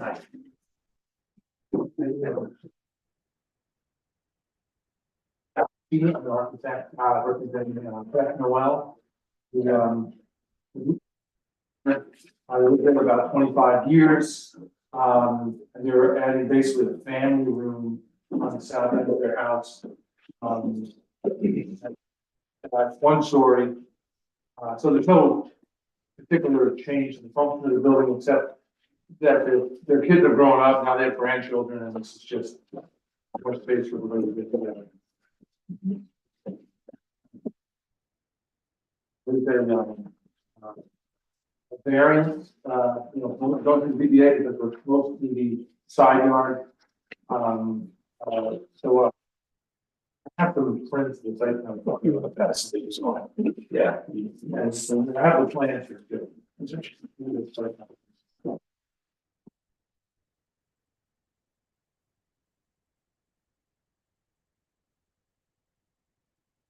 I forgot 10 years ago. The bird plane now.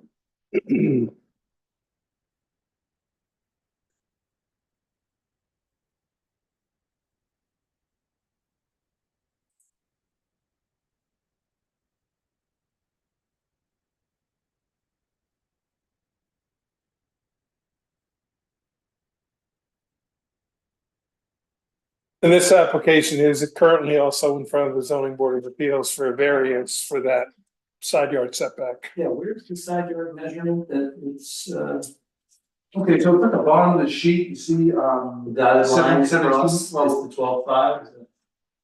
we're adding 12 foot, we're adding 12 foot to the building. I see that measurement, Okay, yeah. yeah, and then there's 17 foot just below that. That's gonna be to the property line. There's about another 13 feet of grass that the owner maintains that is, village property, I guess, right away. So it's a rear yard, it's considered a rear yard setback question, or a side. It's a side yard. It, What is it, the side of that? it fronts Huguenot, What is the side yard requirement? 20 feet. Oh. And they're providing 17 and, I thought it was 12.5. no, in this zone, it's 20. And so it's the proposed family room is only gonna be 1 story and. Yeah, that's elevation. Yeah. So, you have also photographs, you can kind of, so the house basically, has a low garage wing, and this sort of balances that, instead of 2 stories. And we're blending the, existing porch into the addition, so the existing porch roof just wraps around, covers this addition. So the owner is very conscious of trying to kind of blend this into the house.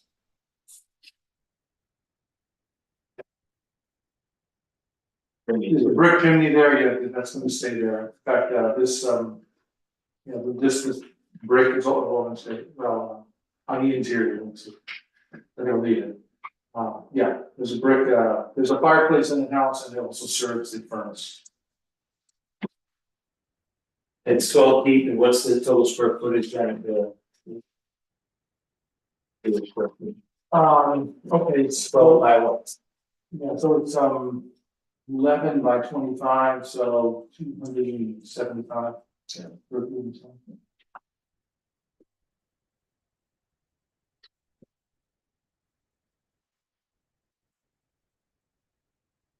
So our municipal code officer reviewed the application, and one area variance was needed, but there were no other issues.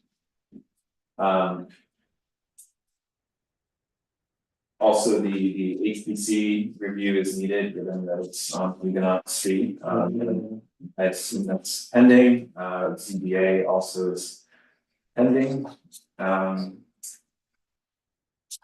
But I don't see anything else that concerned about, or, I mean.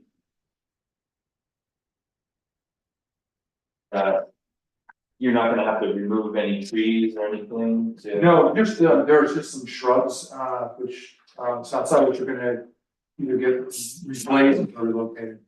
That's it.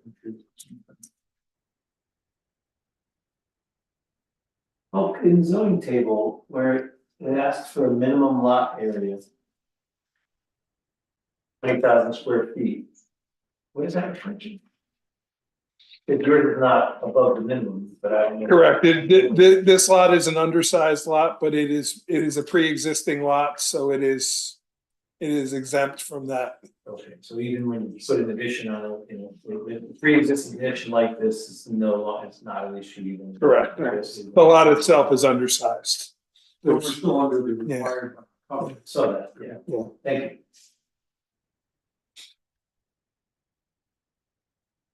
you. Yeah, the hearing for next month, we definitely.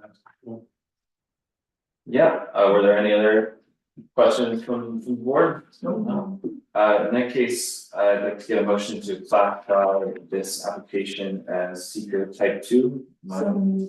Second, all in favor? Aye. And also like to schedule a public hearing, what's the date of our next meeting? Well, we could do October 15th. You would just have to get the notices out by this Saturday. So I guess also when will the HPC? the HPC won't be meeting until October 21st. Okay, But the two choices are either hold the public hearing on the 15th or hold it on November 19th. okay, well, yeah, let's schedule it for the 15th then, and we'll just, hold off on approving it until the 19th, but so I'd like to get a motion to schedule a public hearing for PB 24-17 to October 17th. So, Second. All in favor? Aye. Aye.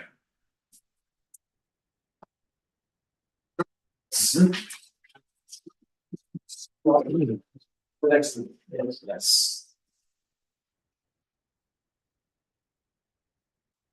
Next we have PB 24-18, 191 Main Street.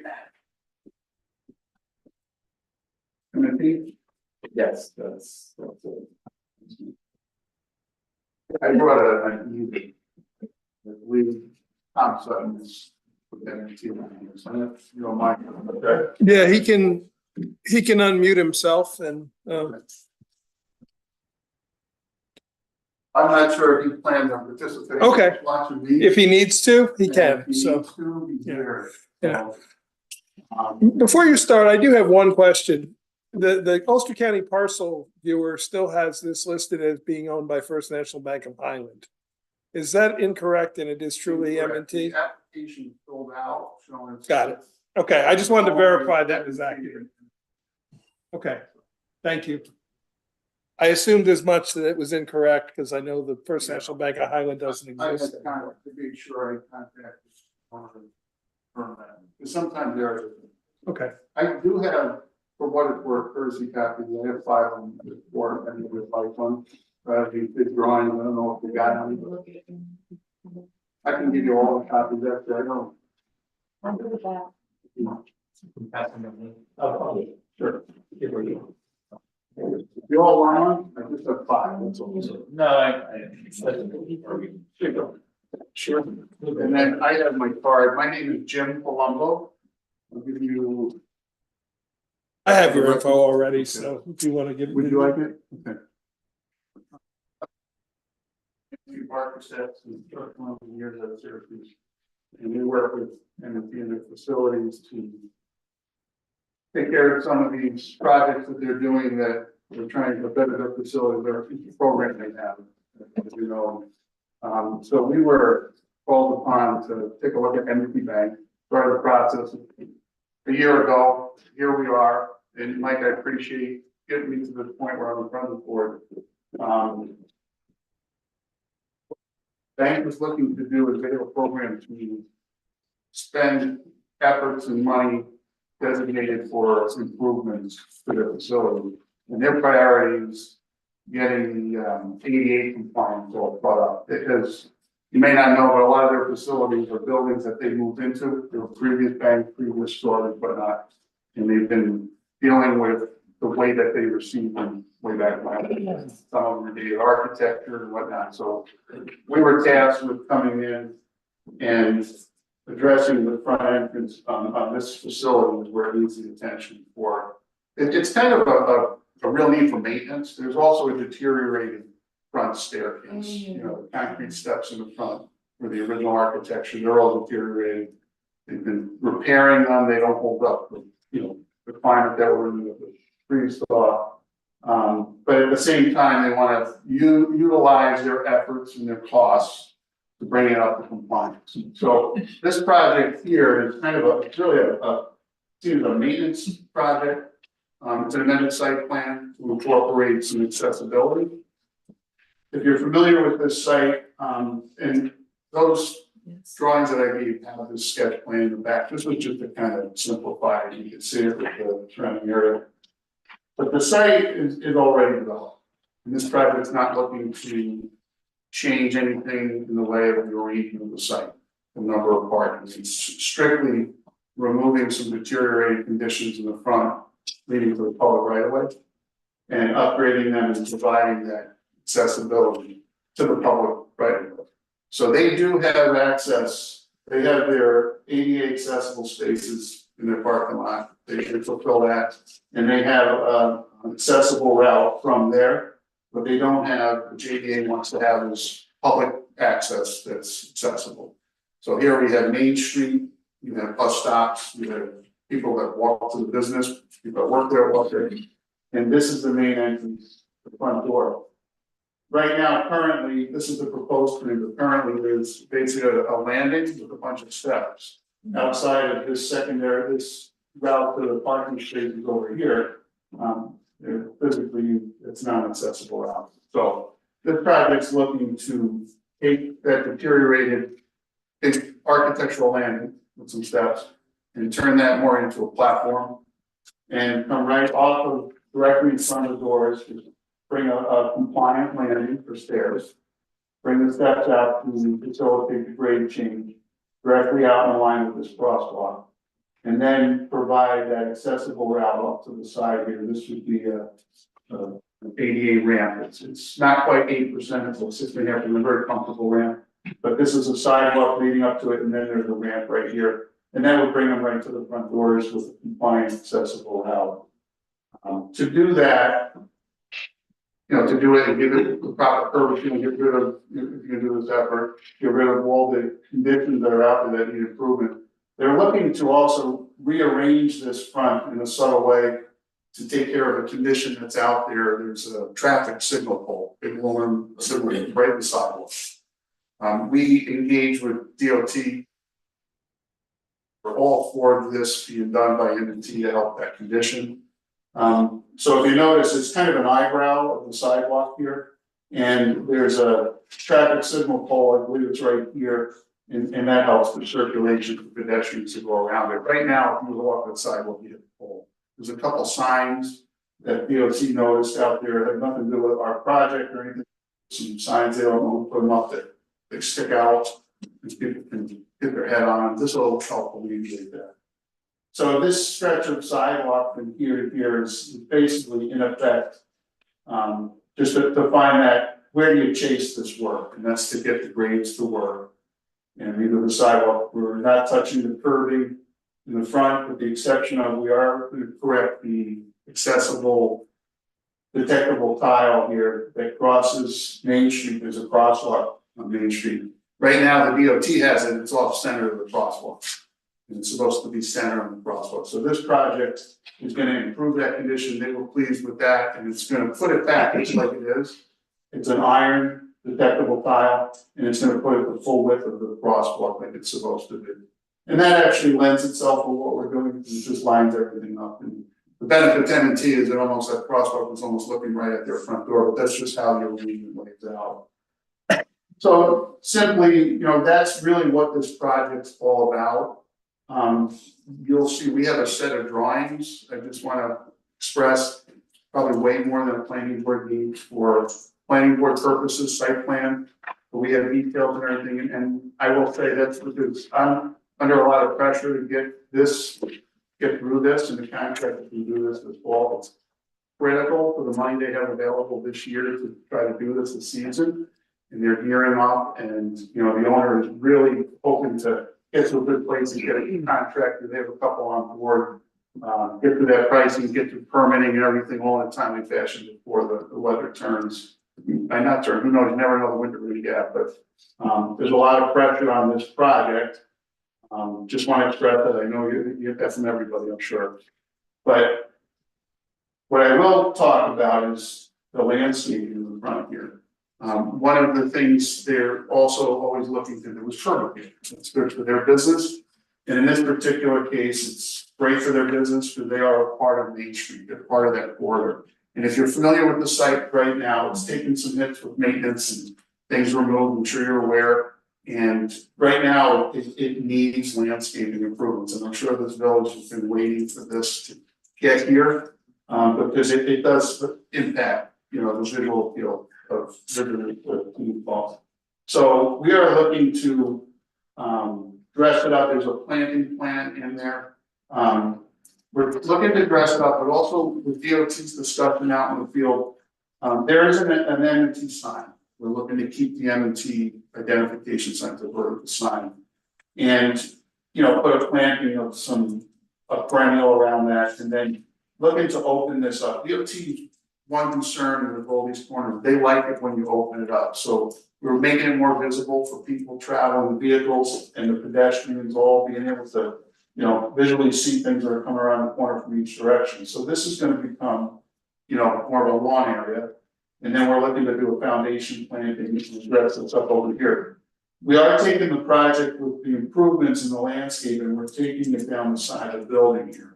There's existing views that are there, and they're you know, a couple concerns. There's safety concerns with a financial institution. We're going to kind of make things more open. So we're looking to remove them because they are a visual. There's something behind.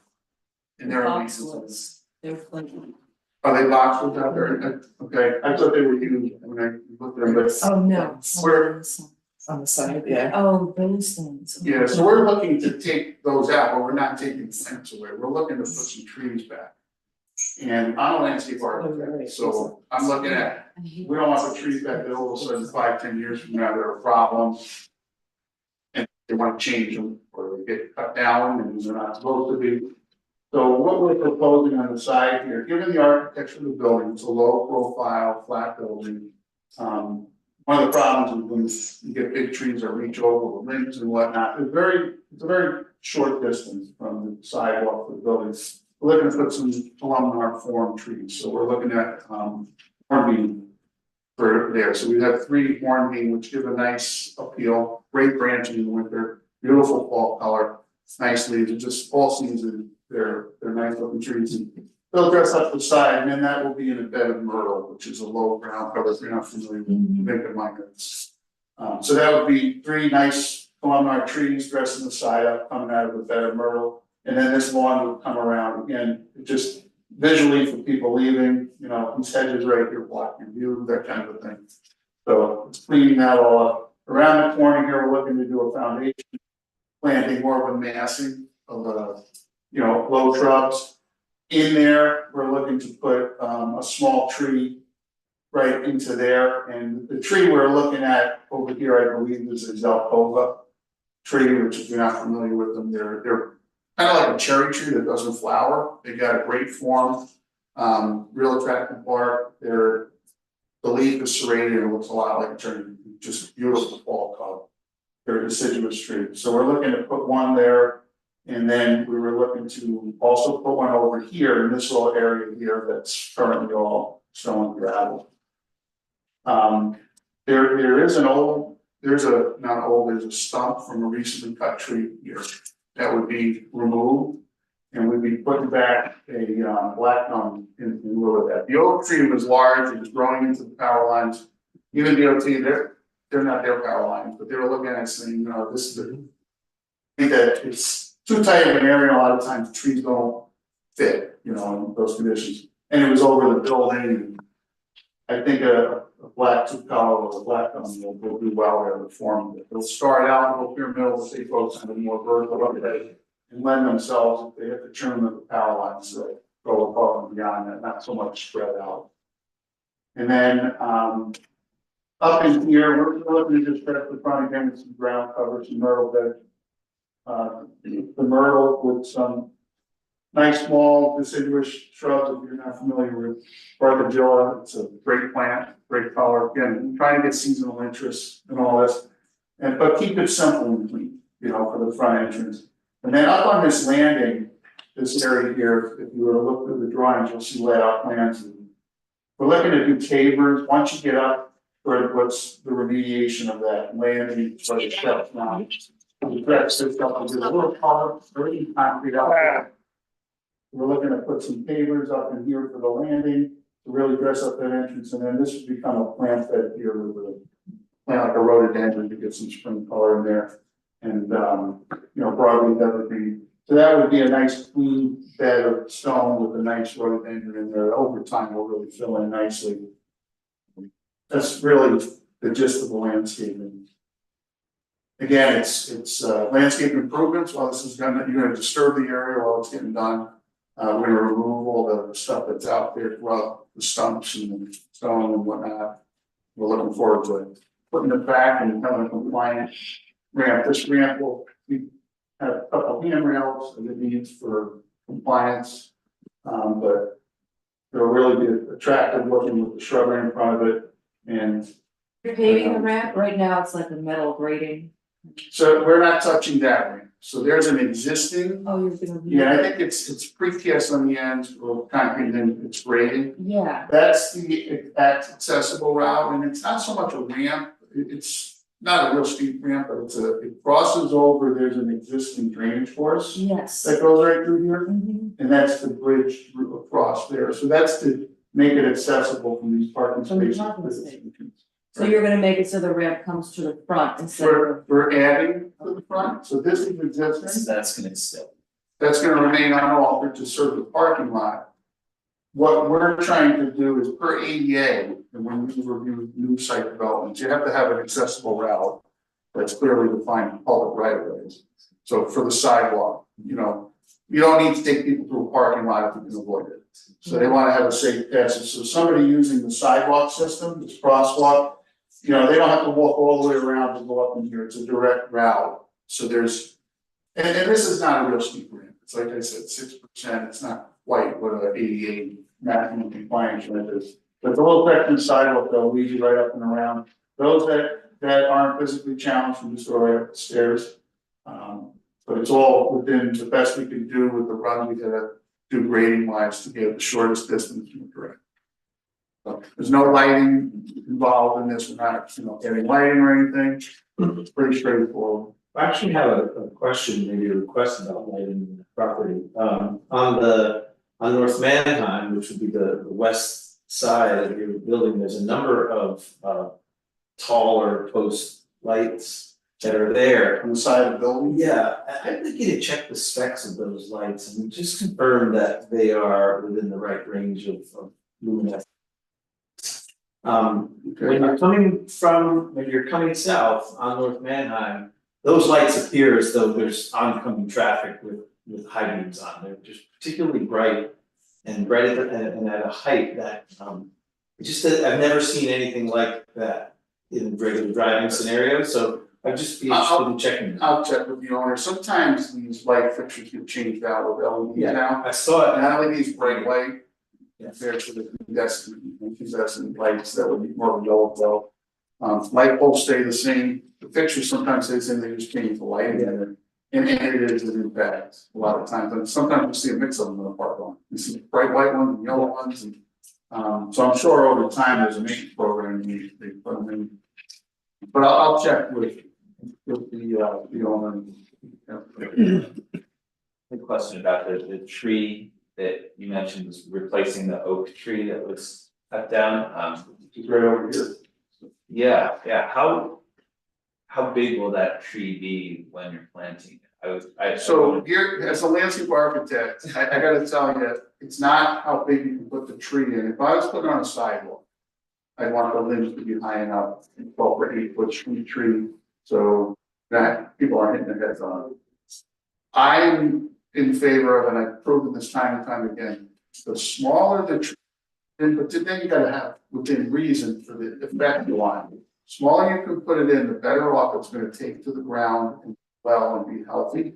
When you come in with a large tree, there's such a trauma to that tree when they dig the ball. There's different specs on how big that ball has to be. But I've proven, I'm on a planning board, town it's like. And when I first got on board, everybody goes crazy because I asked the applicants to take those 80-foot spruce trees and can you give us 5-foot spruce trees? And they don't understand why. I proved it when I first started on the board, and now where we look for, hey, give us more trees. not as big. But that 5-foot spruce tree compared to an 8-foot spruce tree, in a 5-year period, the 5-footers will surpass the 8-footers planted next.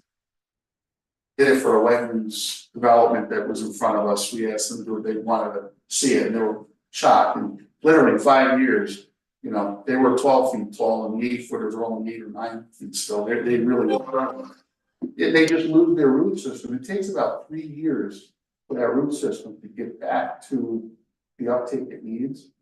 And the smaller you make it, it's less. It takes like a year for them to get rooted. So, and that's just in general rule of thumb. You always want to go as small as you can, but within reason. You don't want to put something that a bicycle is going to get locked up against and snap the tree. You got to have something. So I think we're calling for, on the plan, probably in the 10-12 foot range for the height of the tree. Black gum will grow quickly. They're not aggressive, like invasive, but they will grow. I've actually planted them in my home. I love the tree. They will grow a foot, and then when they first get going, they'll grow a foot and a half, and then they'll just take off. And then they kind of mature out and they slow down, and you get that slow down. They're a native tree. I'm not familiar with them. But they're a nice shade tree. Are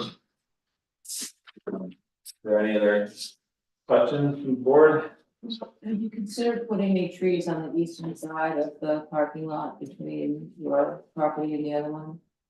They're really so tight, we'd be on their property doing anything. So, yeah, this is the property line right here. You can see the tape that goes here. They're actually, looks like they're utilizing this in parking, for this. There is a linden tree here, an existing linden tree, and I'm not a big fan of it. It's kind of got a lot of suckers and it could be doing better, and it's in the power lines. We didn't want to stir the pot and remove that tree or do anything with it. We're not touching that, we're keeping it, but there is probably a foot or two diameter trunk on it.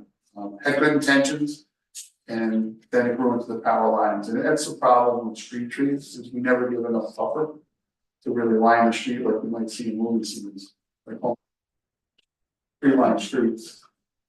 So that's our constraint, and that's where we try to do our best. We'll put a bunch of trees back, but they're going to be more conducive to their surroundings, the conflicts of the utilities and the building. The other thing with the oak tree was it was very problematic for the owner with the acorns and branches falling on that access right here.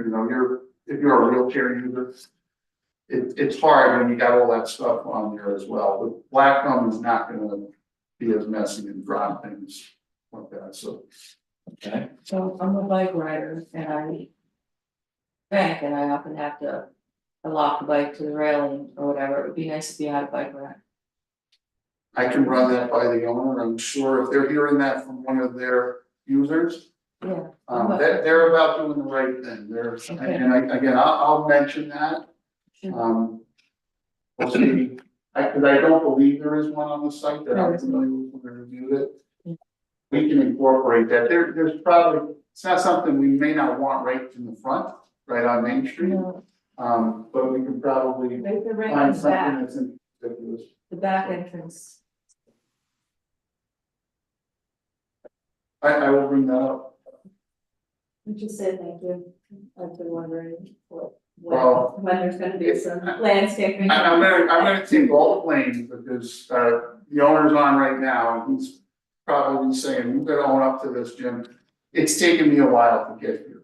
There's a lot of things that have come into play. I mean, you did a full survey and everything because your checklist requires all these things. And then we gotta go through a process with the engineering of those steps, it's not it looks more complicated on paper than it is, but all these things have to come together. You gotta get grades right and everything, and then you gotta go through the process of getting ready for execution. So we're hoping that the applicant, my understanding is the contractor can come on board as we're still in this process. For what it's worth, get going and ready to submit a permit application, but nothing happened until it's approval. But they're that anxious to get going so that all that can kind of kick in and ready to go, hopefully before November 5th, you have to be here. It's one of the grades out. So, and I don't know what other review, but Mike had mentioned to me, I'll let you take it from there in the county. Yeah, this does, because it's on Main Street, it does need to go to the county. However, given that it's for ADA compliance, the county offered to put it on their agenda for tomorrow night if we refer it to them. It would really help us find out why. Well, yeah, tonight, I think the first step we can take is to classify it, so can I get a motion to classify this application as speaker type 2? Second, all in favor? And yeah, as Mike said, this needs to be referred to the Ulster County Planning Board, so can I get a motion to refer it to the CPB? So, And second, all in favor? Aye.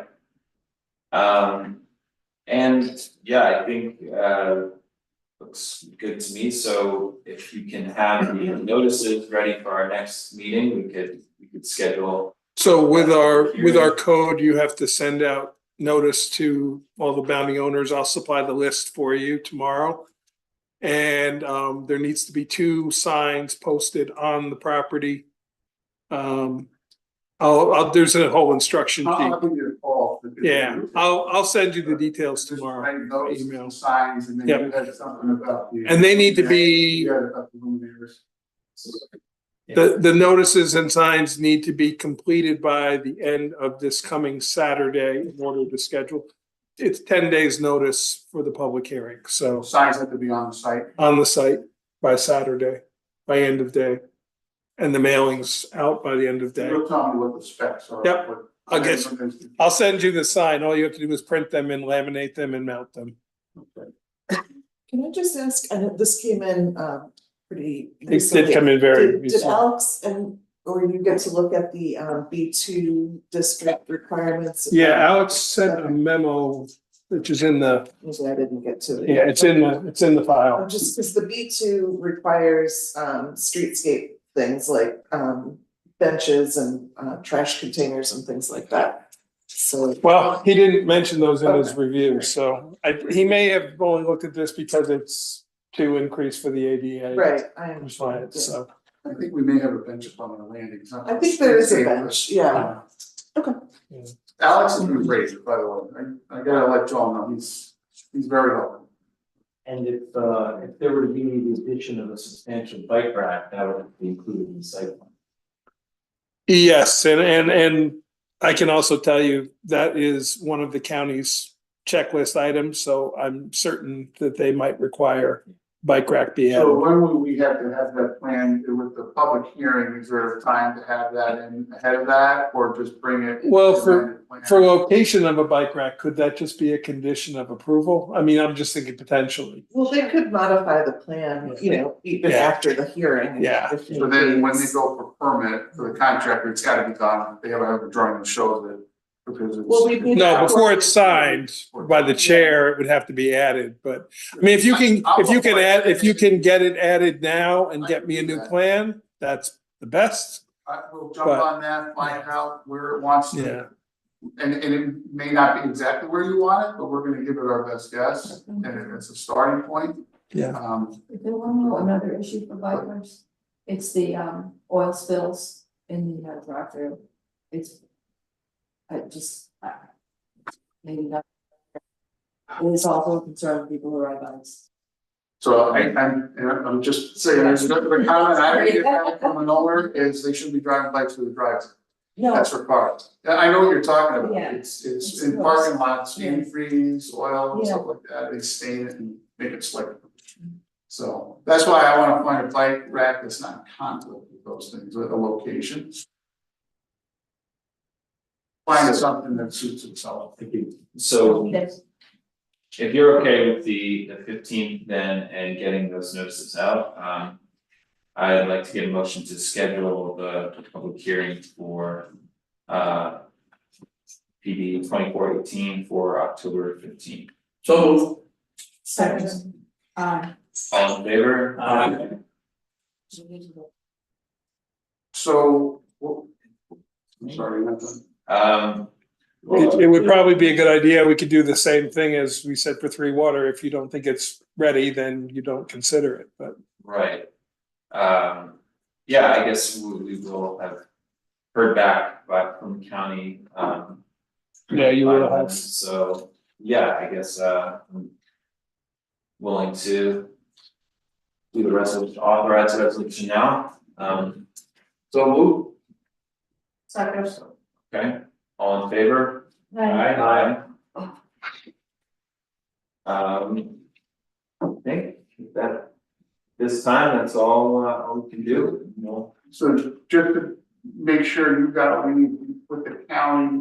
I have- That's all electronic. Yeah, that's electronic, and actually, when we're done with this meeting tonight, I'm gonna go send it to him tonight, so it's there first I thing. have another set of paper drawings if you want them to get to that. I don't know how you work. It's all electronic with them.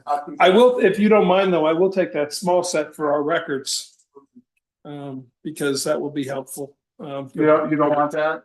You don't need it. I'll take it. We don't, I repurpose it. Yeah, When we were looking at it. yeah, the building department will actually find this smaller set very helpful. Why don't so. you have two of them? Okay. Looks like I'll do that. There would be with us. Well, I do this in the third set when, I don't know if you all with a big pile of drawings like I did on my plan, but they give us the big stuff and I gotta deal with it. It's nice when you're coming with a small set. Thank you. For bringing all that.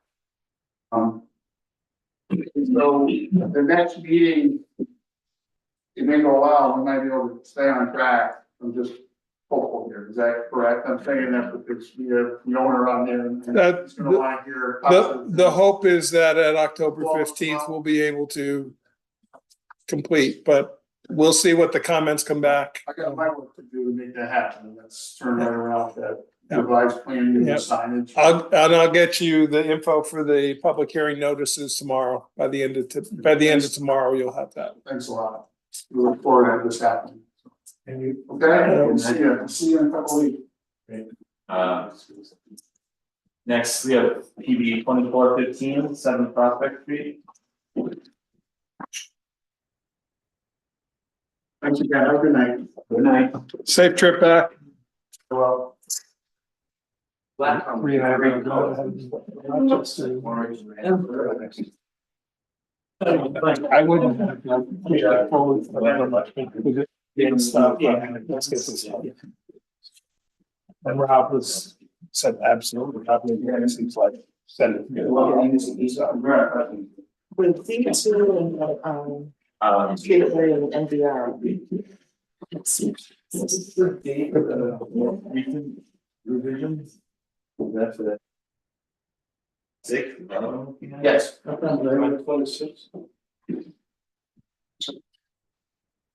And I do have, if the board needs or wants a paper copy to look at in front of them, I have it here, but. Right. Anybody want to look at this? Yeah. Can we put that in the middle here?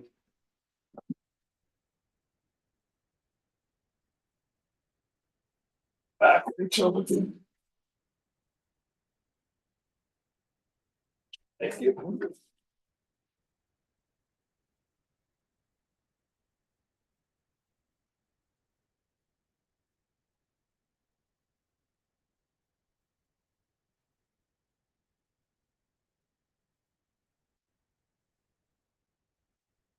Just explain what's new here. Okay, so the plan here, the board wanted to be a more cohesive, aesthetically pleasing arrangement. Mr. Biden asked that I put the elevations on the roofs, which I did. See them here, so I measured the entire structure and laid it out correctly. It's not just a pretty picture, it's accurate. Nothing much changes on the site plan, except I added a simple guardrail at the end of the driveway. I made the road a half a foot thinner to offset some potential increases in the impervious area.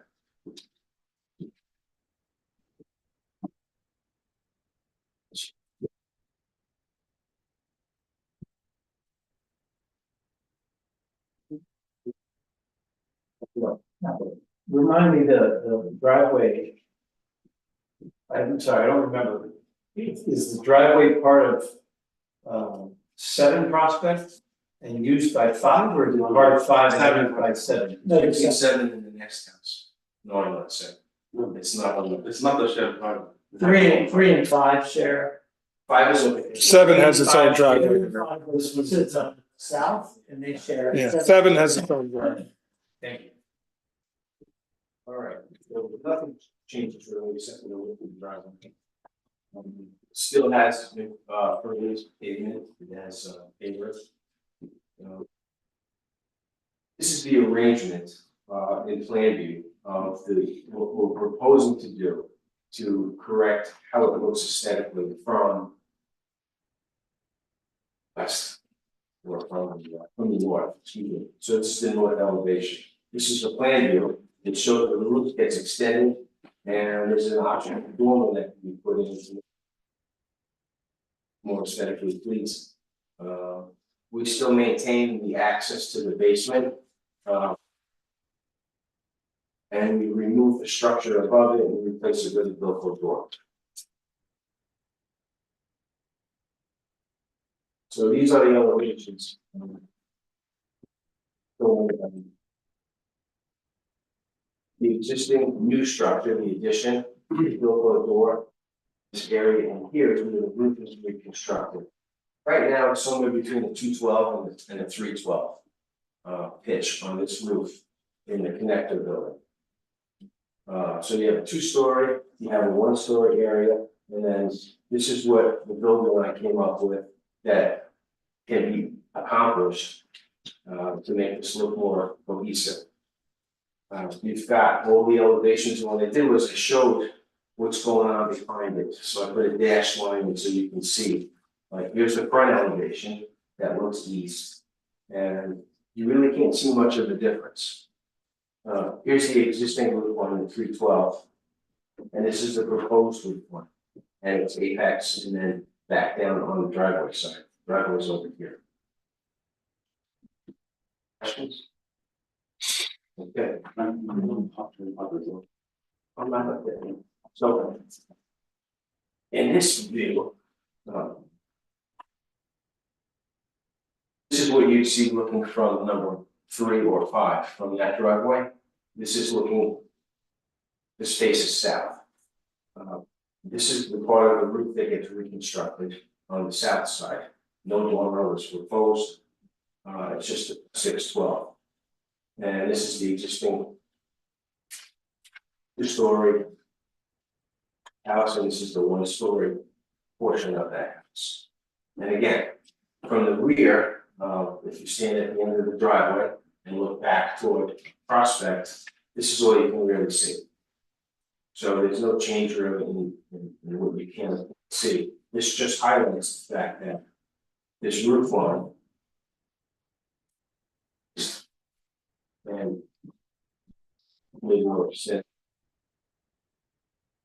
And then we took a photo, so no one would have to go out there and see what happens. So here's a good example of what happens. This is that existing 212 from the south. When this goes up to 612, we'll lose this window. And we'll have to deal with that. There's an egress window on this side. And then it comes back down. So this gets removed, this little structure here. And really all I have to show you. It's really a principle. You know, to change the roof line in this area and have this go up and then back down again with an optional door they're looking at.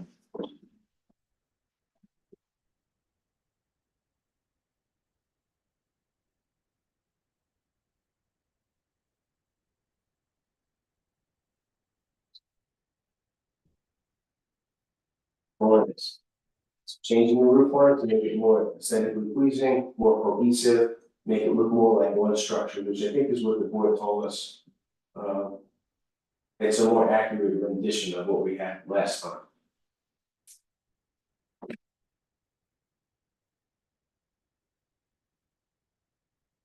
Mr. Gilby, referring to this. Referring to the previous iteration. I would say it's probably this one. Yeah, maybe Mike, could you respond on like the side yard setback and whether. Yeah, so There has, the original plans that this board reviewed in the first go round, the architect incorrectly noted the side yard setback. Alex and I went to the site the end of August. We found the surveyor marking the survey post and the blaze orange paint. The thought was that there is a concrete or a stone abutment there on this, on the between 5 and 7 Prospect. Everyone sort of assumed that that was the property line, and the former architect drew it from there. But in reality, it is about 2 more feet further away from that. If you were to run a line from, we found the mark on the street. The other surveyor's tape is way down in the brush, but we did a visual. It's approximately 2 feet off of that abutment. So, in my opinion, I would have to go do an exact measurement, but given that that structure is there already, we can do that. Is that it does, the proposed addition is not in the side yard setback. The existing may be slightly in the side yard setback, but that is existing. So the maximum lot coverage, I will ask Alex to recalculate. He calculated it for the appeal of the building permit for the previous site plan and came up with less lot coverage. It appears that what was not factored into this accounting was that the bluestone patio is clearly marked on the site plan to be removed. And it was still calculated in the lot coverage as remaining. So when Alex recalculated, he came out with approximately 400, and I'm saying now off the top of my head, but approximately 400 and some square feet less than the 30%. The minimum lot size, it's the building inspector's contention that for a 2-family dwelling with proposed 9 bedrooms, which is what this is, that it meets the minimum lot size. So Site plan is still, I mean, they're going to have 9 bedrooms. Cool. Yeah, there's no changes to the, right. For what you approved, there's no changes to the number of bedrooms. Does Alex have a okay? Okay. No. Yeah. Remind me, what is the, please remind me, what is the usable, the 10-foot by 10-inch segment that was not removed? It's on the original plan. What is the utility of that? Is it not, it's not a bedroom, it's something else? No, it's a 2-bedroom right now. What will, One of them is gonna be changed to a laundry room. We'll reduce the number 6 to 5. The current existing home has 6 bedrooms and it was being reduced to 5. Oh, so that and section, the maintenance of that 100 or so square feet, it doesn't affect that, it still goes down to 5. correct. So then what is gonna be in that extra space that is now being proposed to be maintained that would have been removed? What's gonna be there? I wanna be close to the I've been to the house, I just don't remember how it is today, and what's supposed to be this. That's where, you know. Is there a place on the plan that the proposed use of that area is confirmed so that we're confirming that it's not intended to be another living space? We did have a floor plan for the last version, so we should get a. Floor Yeah, plan. but it's public documents. You don't have a plan. I know, I had it, I started. Okay. And I thought that we would focus on just this. No, but. So in the plan that we do have, there's sort of labeled where it says 1-story frame, 1-story frame. To the southern end of the building.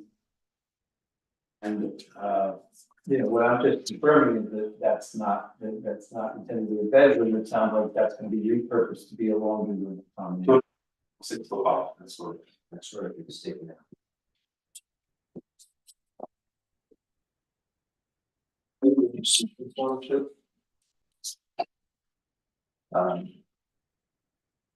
Did we get a New application. chart one? Yeah, Or there's kind did of we like, decide we didn't need it because of this? No, I thought we got that on the original. yeah, I had a procedural thing, Did you? that's one of them. We do need one if we did not get one.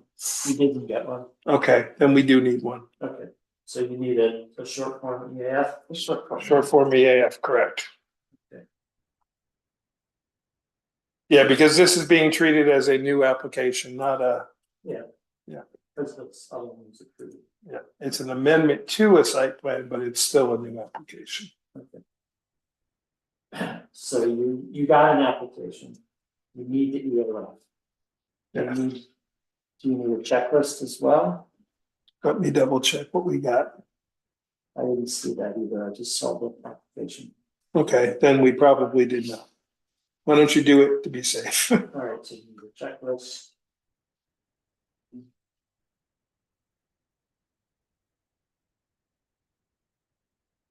Any of the plans include the complete zoning table according to the current measurements? It's in the bottom Yeah, it's just corner. Yeah. It should be in the copy we have as well, Rich. There. There's multiple. There are two files. It's this version right here, that's whatever this one is. Yeah, Yeah, it should have a lot of issues. does in the bottom left corner, I believe. Is there anything in the public comment submission to you all that would be important for us to know? You addressed that. I will send you a copy of it and I'm gonna get Alex to reply to it for the planning board. Okay, So I have it carefully. well, that's fine.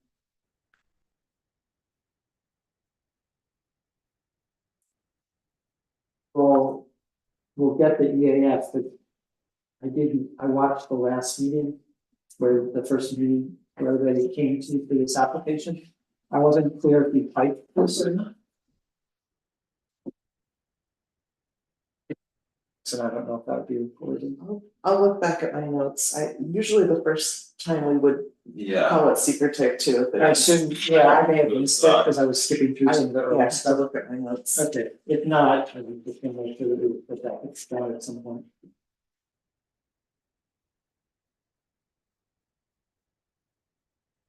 We did get a proxy statement. We did get the application. But got consent to a site visit. Correct, we got that. Oh, I just wanna say for the record, so I don't know, I think everybody knows me, except me, Eric, so my name is Michael Zeeler. I'm here as a volunteer, just helping Sam sort of work through the process steps of this. I just wanted to identify, I'm also a member of the Historic Preservation Commission, I'm not here on behalf of them, but representing them. This application previously, the previous version of this for approval. So. Yeah, that's clear, I'm just here helping out. Yeah, and notwithstanding the fact that you're not representing them. Is there any, as a partner of the applicant, is there any perspective you have on the integrity of the design of the building as it stands in this application? And sort of like anything that could be done to improve it, or any perspective you want to share about it? I mean, I think that we're in a situation that. From what I understand, I'm not sure I understand exactly what you mean by the word integrity, but enlighten me on that. Okay, how about I just leave that out and say the design? When I was involved in the site visit as an HPC member, we considered options. Unfortunately, the zoning code doesn't permit, for example, two principal dwellings on the same site. And we could. And there might have been a very different design because there was a barn there that was of interest to a lot of neighbors and was of interest to the applicant, but there was no way to convert that into a space that could be used as residences while also retaining.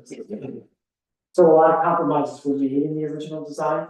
And so, having been on the planning board previously, there were other situations where people wanted to say in order to bring two buildings together, they would stick a breezeway between them and stuff.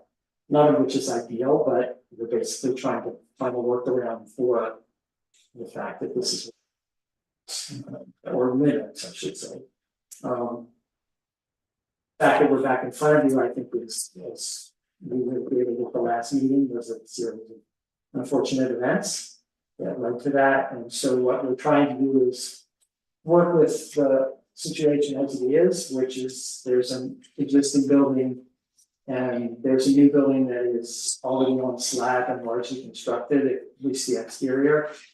And what your options could be, but we're just hoping that we can find a way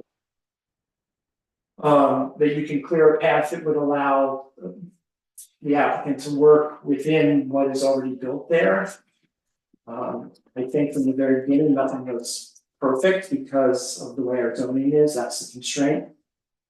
In terms of the aesthetics of the building, I think that what the applicant is trying to do is make it cohesive by having the same kind of siding on all parts, trying to duplicate some of the window pattern, trying to make the building massing relatively similar so that it feels.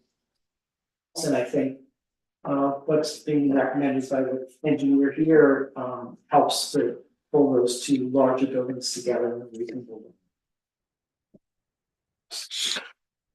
Mike, one piece that I have spoken with Sam about in past is, which would help us with that side yard setback, is if there is indeed a signed and sealed survey, which I don't know if one is available. Certainly we can, the mark is beyond clear on the ground, but to have an actual survey, the mark looks fairly recent, so it would say to me that a survey was done fairly recently, but I just leave it at that.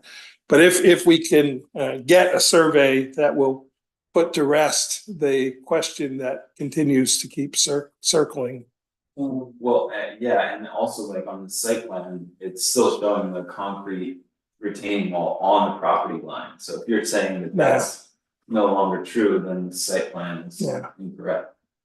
So you mean like the search of the county record, something like that? I don't know. I mean, I did find on the county records, I looked online, we could not access it, but there was a letter from 2006, only 8 years ago, from a surveyor that was certified by the county clerk.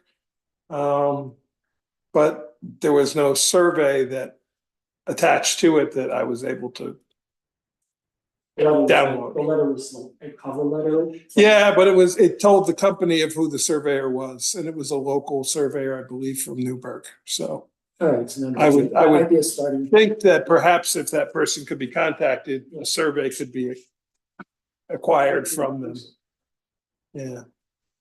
All right, so let's see if we can get that for that. Yeah, just given the paint on the ground is very recent, so I would just assume that this survey was done. stake out front. Yeah. Yeah. All right, so we'll Stake at the bottom of that. Yeah. Okay, so. Yeah, but that would help just end the questions about the side yard setback. Okay. Let's see what we can do about that. Sorry, the question I had before was, so this space, which is existing, was not intended to continue into the construction in the original approved plan. This is now being proposed to remain because it remained and this has been built. What is the intended use of this space that's now supplemental to what was the original approved plan? Because this was not in the original approved plan. Right now, there is 2 bedrooms in the back, in that section, the 10 by 20. Right. 2 bedrooms, one of them gonna be converted to a laundry room. This is the laundry, this says convert this space Also, to this laundry laundry room. room, so these gonna be remain as a 2 bedrooms. And this one in the corner with the drainage, that's not gonna be the last. So this would be bedroom, And then 3 additional bedrooms in the main. 2 upstairs. Yeah. And will be 3 downstairs, 2 in the back and 1 on the side. So that's- I think we're gonna need to get a floor plan, so. I don't understand how it was 5 bedrooms before, and now you're keeping a Yeah. room and it's still 5 bedrooms. Yeah, so this is a bedroom, this is a bedroom, this is gonna be a Oh, why lounge, there is a bedroom here and then upstairs. So after. So let's make sure that for the next meeting, we have an accurate. Yeah, we just, I think Mike has it. Okay. No, I don't have the floor plan of this. So let's make sure it's consistent and all the bedrooms in the new and the existing Yes. building are clearly labeled as whatever they are, Yes. bedrooms, kitchen, laundry room, et cetera. Yeah, I mean, because what I'm obviously trying to avoid is the idea that leaving this space that wasn't intended to be in the final plan. Increases space or add the bedroom that wasn't originally. No, it's already existing. That affects the whole issue. I still don't understand how it could have been the same, but it's there, so let's just. Just underscore that, I think what Rich is trying to say is the site plan that was approved did not have that room. So that room was not a bedroom. But now we're putting it back and it's a bedroom again. So something happened with the numbers that's not clear. Part of that is the new proposed laundry room was a bedroom in the original approved plan. And now he's making it a laundry room, so that reduces one. This one, a bedroom, a living room. So we'll see the floor plan. Yeah, so the living room stand in the living room. So floor plan, secret, checklist. So, yeah, I love that. I just that I think this came up at the last meeting that you all had with them. I just want to emphasize, in addition to the sort of complications of the fact that there were unfortunate events that led to this new construction happening before it was recognized that it didn't match the site plan. Part of the problem is that if the new and the old building were to actually abut one another, as the plan had proposed, it would have created a real difficulty getting. So that's part of why this is to sort of come up with a dramatically different solution, because that's a real constraint, that without access from the exterior. And I should point out that a letter that you all got, or at least it's in the public file, from Alex, refers to the exterior entrance to the basement as being on the north side. It's actually on the west side. The north side is the driveway, and there isn't really any opportunity to relocate the entrance to the basement because of the foundation being stone and mortar, which is relatively weak. Why couldn't there be a entrance added inside the building? Well, so there is an interior entrance, but the access and the stairway are too narrow for example, swap out the furnace or something like that. Okay, so why couldn't you add another access like in the laundry room? I'm not sure. It's really barely 6 feet. I don't, the laundry room. I mean, this basement access is really causing this plan, in my opinion, to still not be adequate. This just doesn't look like a attractive, cohesive building that's in the character of the community. And I'm sorry, like I think there needs to be some creative thinking as to how you can remove these Bilko doors, maybe, have this wall extend there, so it's just one, it's not these multiple different indentations in the base of the building. Then you wouldn't have this weird overhang of the roof, which is not attractive. To me, this just looks like a very ad hoc way of solving the problems with this building. Laundry room you're proposing is in the old. It's in the old ones. But it's on slab, right? It's not. Or is it in the building? So it's on the building, exactly behind the building. So it's in the original building? In the original building. What is the 6 foot ceiling for the basement? Can I ask something? Have you consulted with a licensed architect?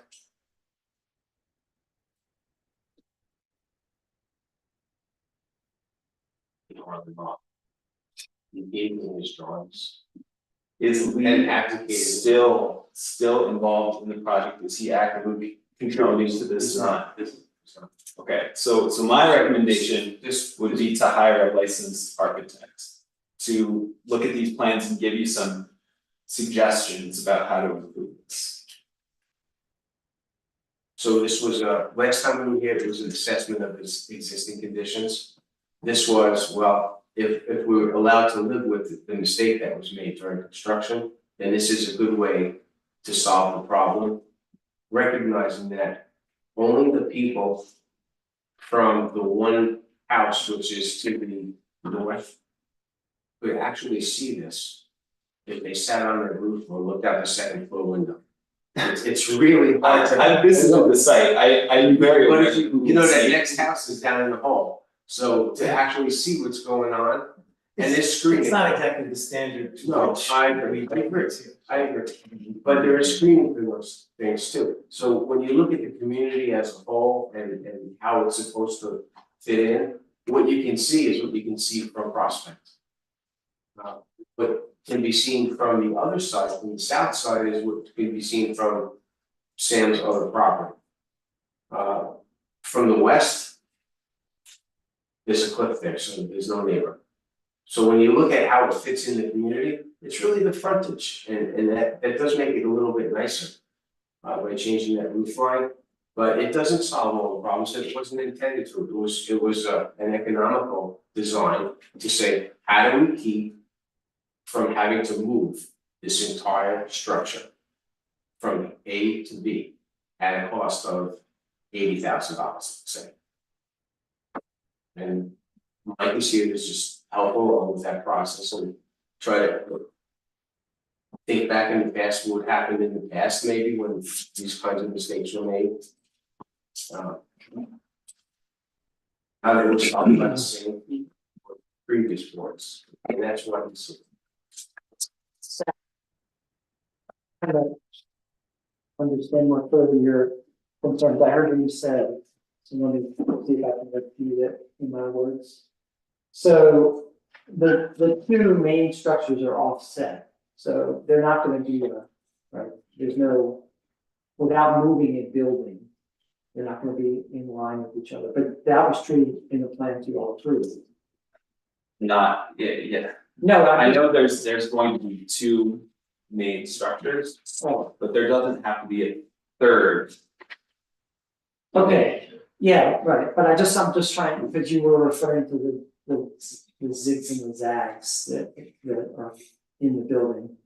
And so I'm just trying to be clear, so under any circumstances, the two main structures are gonna be. They won't have all of their walls aligned, so there will be some kind of offset, right? That is what you have. If I remember right, that's, I know I wasn't involved in the early.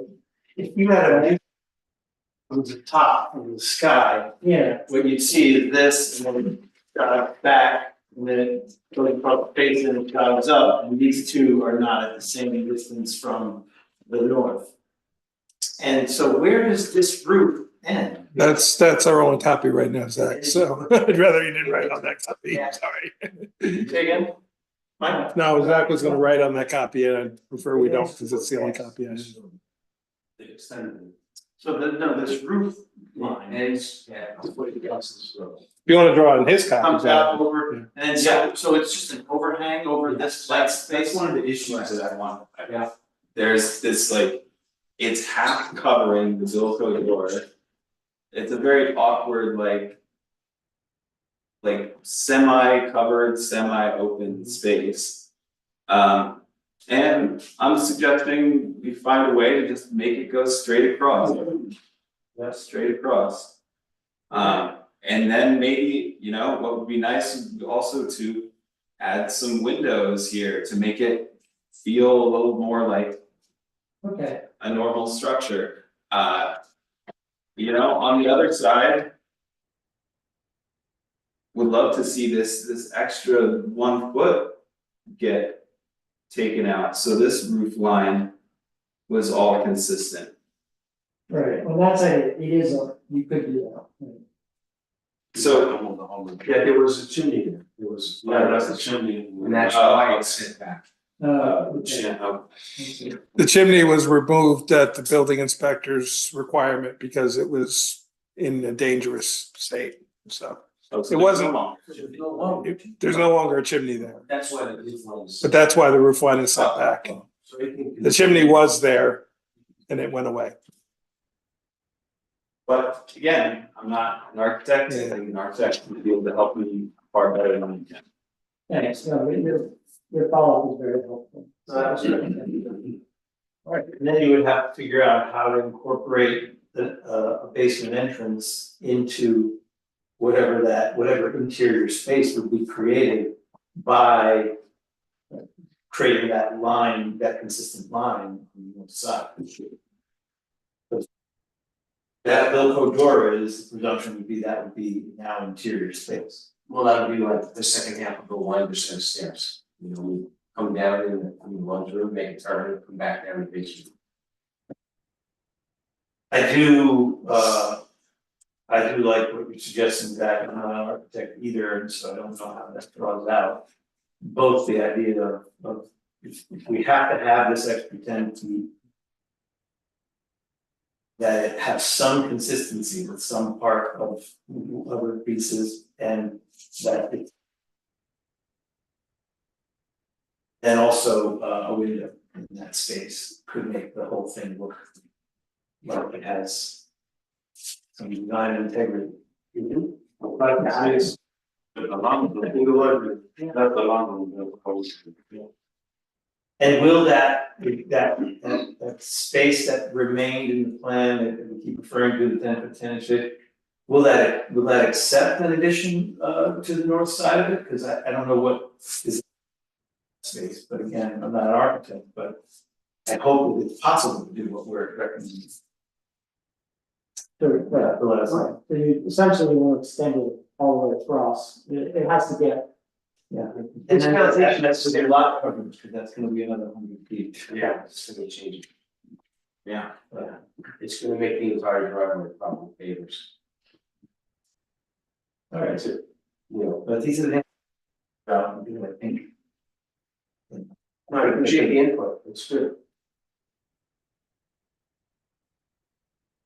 Can I just note that I looked up the deed for this property and there's a survey description and it's done by Howard W. Lieben. That's the So- name. Thank you. That's New Malden on Main Street. Right, so that's. Okay, I thought it was Newburgh, but yeah. That's who did the survey, that was the description of the deed. Right. And that's what I was able to see from the county clerk was the deed, so. Sir, thank you. Yeah.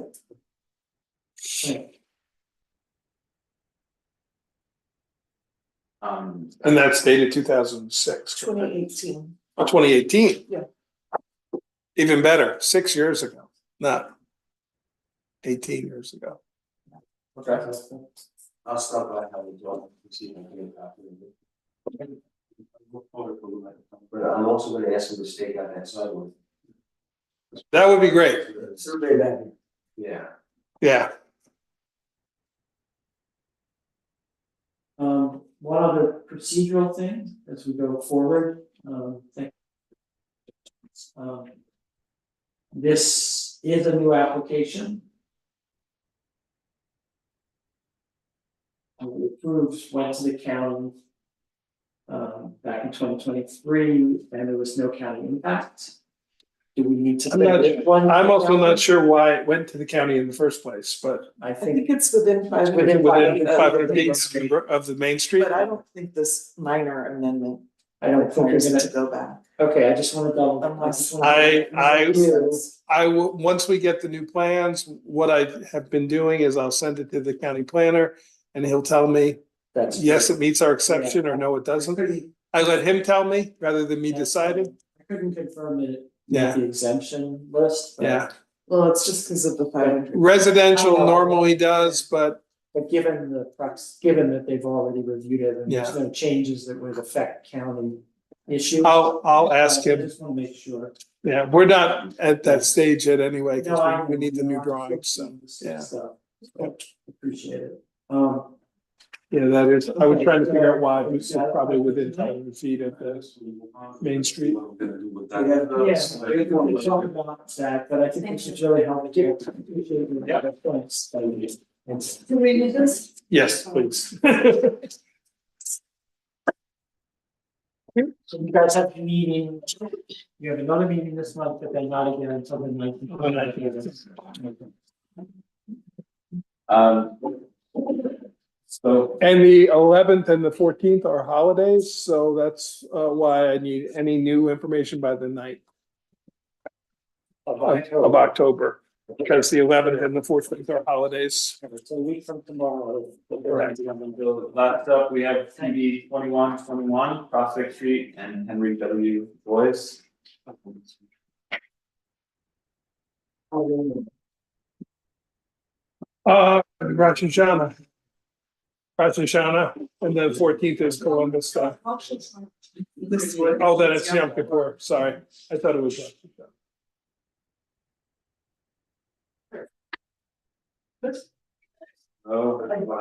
Oh, sorry for the meeting. Let's see, the latest revision was from 9/26, is that? Oh, no, that's. That may be, 9/24. yeah. Okay. So could you just explain what's new on this one? So just a few things, we combined the driveways for lot 1 and 2. They were side by side as they crossed through the bike path. We identified the bike roads. As well as we were addressing some of the town's issues, mainly the driveway.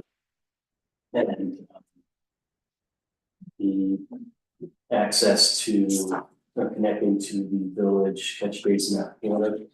And Chris Marks is concerned about providing buffering and they are able to from the 2 rain gardens go to the catch basin. That has a dry well to help with the stormwater and then the over to the catch basin at corner. As well as the other town comment about accommodating the previous area from the driveways and walks, and that can be accommodated in things like design as well.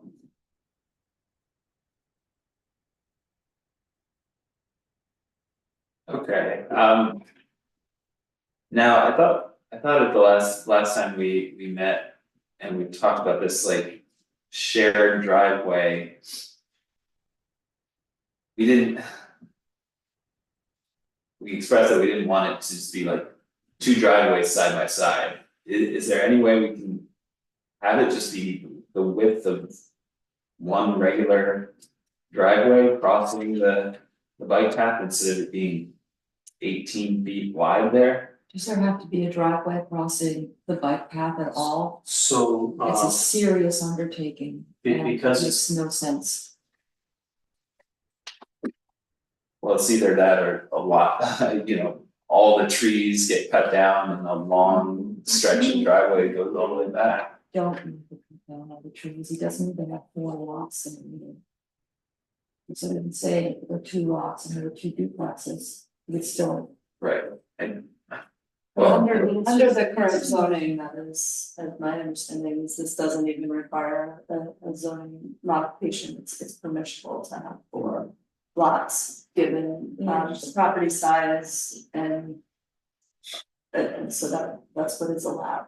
I understand that, I've just been watching them build the bike path, it's a huge undertaking, it involves the state, the community, And there already are some driveways going into it, a bad idea in every situation.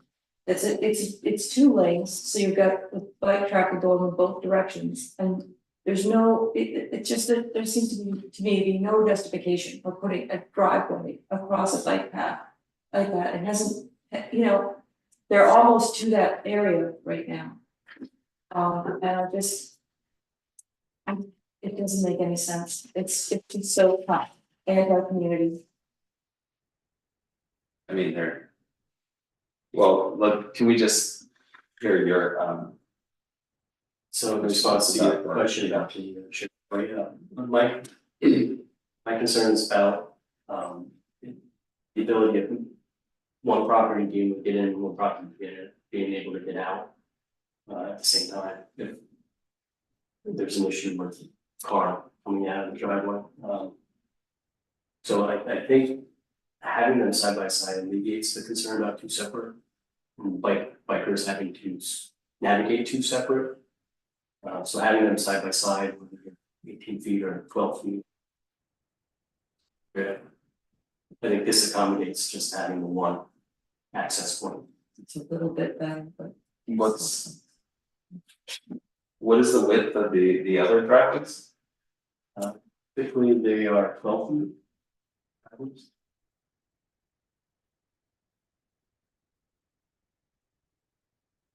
So we're adding 6 feet to it. And then there's gonna be a construction site going into the new one.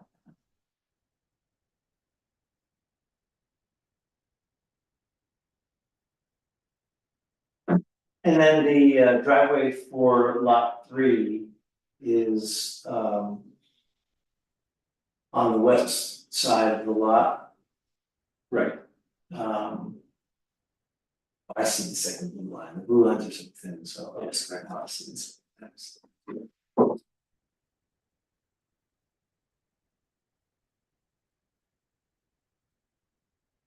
Yeah, I think I'm also just like concerned a little about how it splits right there at the bike lane. I think it would be better if it was more like a straight across and then split after the property line. Yeah, the effort here was just to try to keep everything as least amount of area as possible, but still make it workable, just because of the impervious area. That the driveway, if you start coming in, this really opens up the amount of pavement there. So this is like the minimal impact we can do, like just getting them together in one access point. We even choked them down to 9 feet instead of 12 feet wide, where they come in.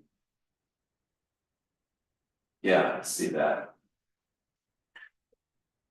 Question is, I hear your concern about having people turn on and out at the same time, but what's the practical reality of that?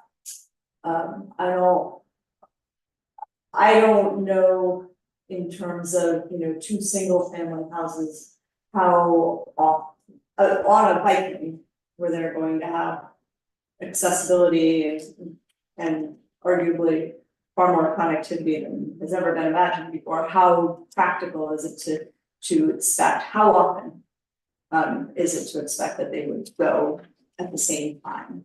I don't even know where you find that information, but so because I hear the concern, I just am trying to think about it if it's something that's reasonable. So they recognize each other's cars theoretically and people. And would they move into one cut of the curb? That would be of what width?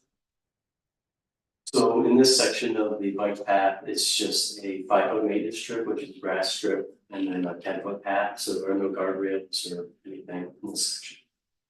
So there's already that curbing installed further to the east, you're saying Yes. that curbing doesn't continue in this section? No, in an effort, so there's like several different specs that they have, like where it's really close and they can't Yeah, they decided not to take too much from the property owners as far as what was conceived as their front yards there. If they had to go right against the road, they used the granite curbing. Yeah.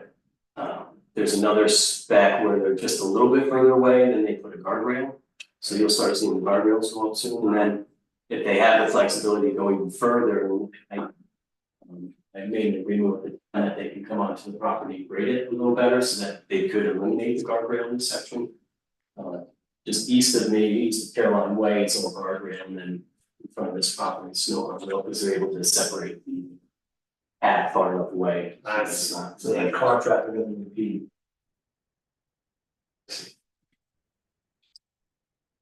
Well, do you mind if I ask a question, Zach? Sure. Would it be feasible, this is just a thought, to have the access be on one of the two lots with then a Y cutting over to the secondary lot once it got past the 15-foot of bike path? Because then you could limit it to 12 feet crossing the bike path. If you try to split 6 feet on either side and then do a Y off there, I agree with you. The impervious surface is going to increase because you're going to have to go deeper into the property. But if you went on a straight line in one property with a Y off to the other, not so much a Y, but a jog off to the other, Yeah. is that even feasible? And I don't know the answer to that, but that would solve the concern that I'm hearing expressed about the crossing of the bike path, at least minimalizing it. I really feel that bringing it down to a single width is best in this situation. I don't mind doing it, I just don't think it is the best for this situation, but that's the direction you want it to go. We could squeeze it and then pour it away, like what Mike's saying, and then it doesn't split right at the property line, it comes in a little bit and then it splits. And then you would just simply have a shared maintenance agreement between the two property owners. I don't quite see how functionally or aesthetic or from a safety perspective that it does so much to consolidate into one drive. Is it a safety issue or is it an aesthetic issue? What makes that a priority? Well, I think I'd rather not have cars going both directions on that. I would rather have it only, one car going in or out at a time. And yeah, I think it is like partially safety and partially aesthetic. It's less disturbance on the bike path. So in other words, funneling it such that only one car could be entering or leaving at any given time reduces the number of disturbances for bikes coming. I see. Okay. I think it actually may increase the amount, because now everyone's waiting for one car to go. Well, if you have the unfortunate coincidence that people are coming and going at the same time, it could cause a disturbance. But again, you know what I mean? Because if somebody's trying to pull in and the other person's trying to pull out, then there's people waiting on Henry W. That's true. That's why like even Caroline Way, which is a private way, it's 2 lane, so that we don't have any pauses. But see, I think it's kind of one or the other. That's why I think we each see it as, Yeah. and then the idea of how much surface would have to occur to do that. I mean, you could also check with the town to see, if they have a preference. Yeah, that'd be a good idea. I think they expressed their preference at the last Which meeting that they showed up to. Their preference, we have no cuts, but then we have minimal with right, no driveways is their preference. But I mean, that's not realistic, right? Like it should be. Well, or the other option is to have 2 shared driveways coming in off Prospect, but as Zach points out, that increases potentially. You might want to ask the applicant to draw up that as an alternative and just calculate what it would actually be. Because there's nothing that said the driveways have to be paved, they could certainly be gravel. Right, but the last time he agreed to a gravel driveway, he paved it anyhow. Well, that's, At Millbrook, those are paved. I've The been one there. that, the one that they agreed to is not, as far as I'm concerned. As far as I know, I haven't been back there in a couple But weeks. the driveway was supposed to be. Please be careful making statements like this. And I've said several times to the board, I do not recommend unpaved driveway. I know, we disagree on that. I mean, The reasons for that are, once again, gravel doesn't stay where you put it. Flows into other people's property, flows into the street, gets into the street, that little catch basin at the corner, which is now a huge problem, will again become a problem.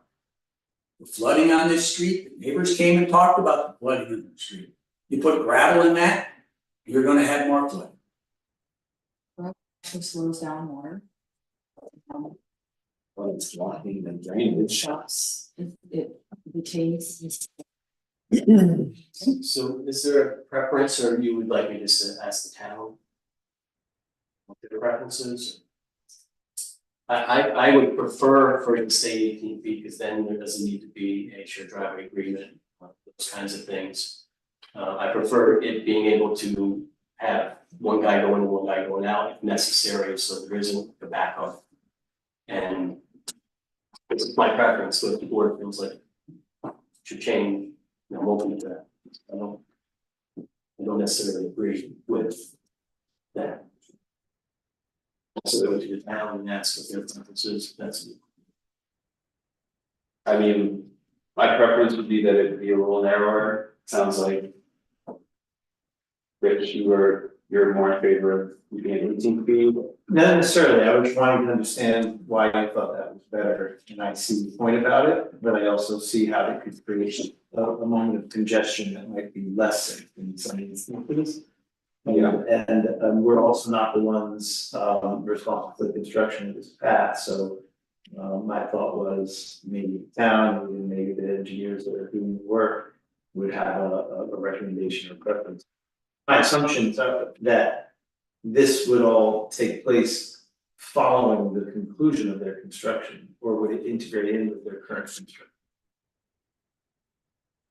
So the bike path meets the necessary thicknesses and road gradings for the driveway process, so. I don't think I can put a driveway there until after. They would finish and then you would do this. Yeah, I think then maybe asking the town. would the board prefer that I send it to them and get their reply back? I think that would probably be more appropriate. Yeah, consultants and get their suggestion around it. Okay, Let's do that. I'll send them the latest plan and get feedback from them. Just curious, what's the width on the other driveways that go into Prospect? Typically, resident driveways 12 feet. Well, So those are 12, but this one is a combined 18. That when you did make that comment last week, we did take it into account, we did go to 18 feet, and we kept the driveways 9 feet as a split to kind of minimize. So it wasn't like I didn't consider it. I see. So it's essentially 50%. But I do think it helps with the congestion. All right, well, I think we should, when we hear back from the town, we can complete the EAF part 3 at our October 15th meeting, and I mean, all the drainage stuff looks good to me. I think it's just really, we gotta figure out the issue of the shared driveway.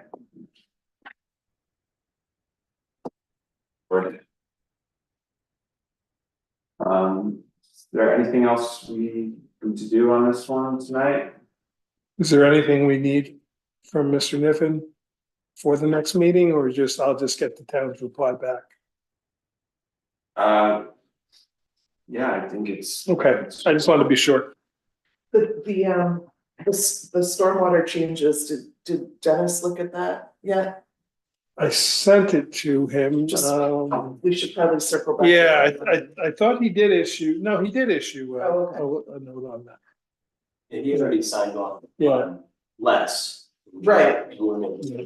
I understand, I just thought we should No, circle around. yeah, I mean, I'll send him this latest plan and ask him to put eyes on it, but it's It's more continues, robust, I yeah, it understand. continues to decrease. Well,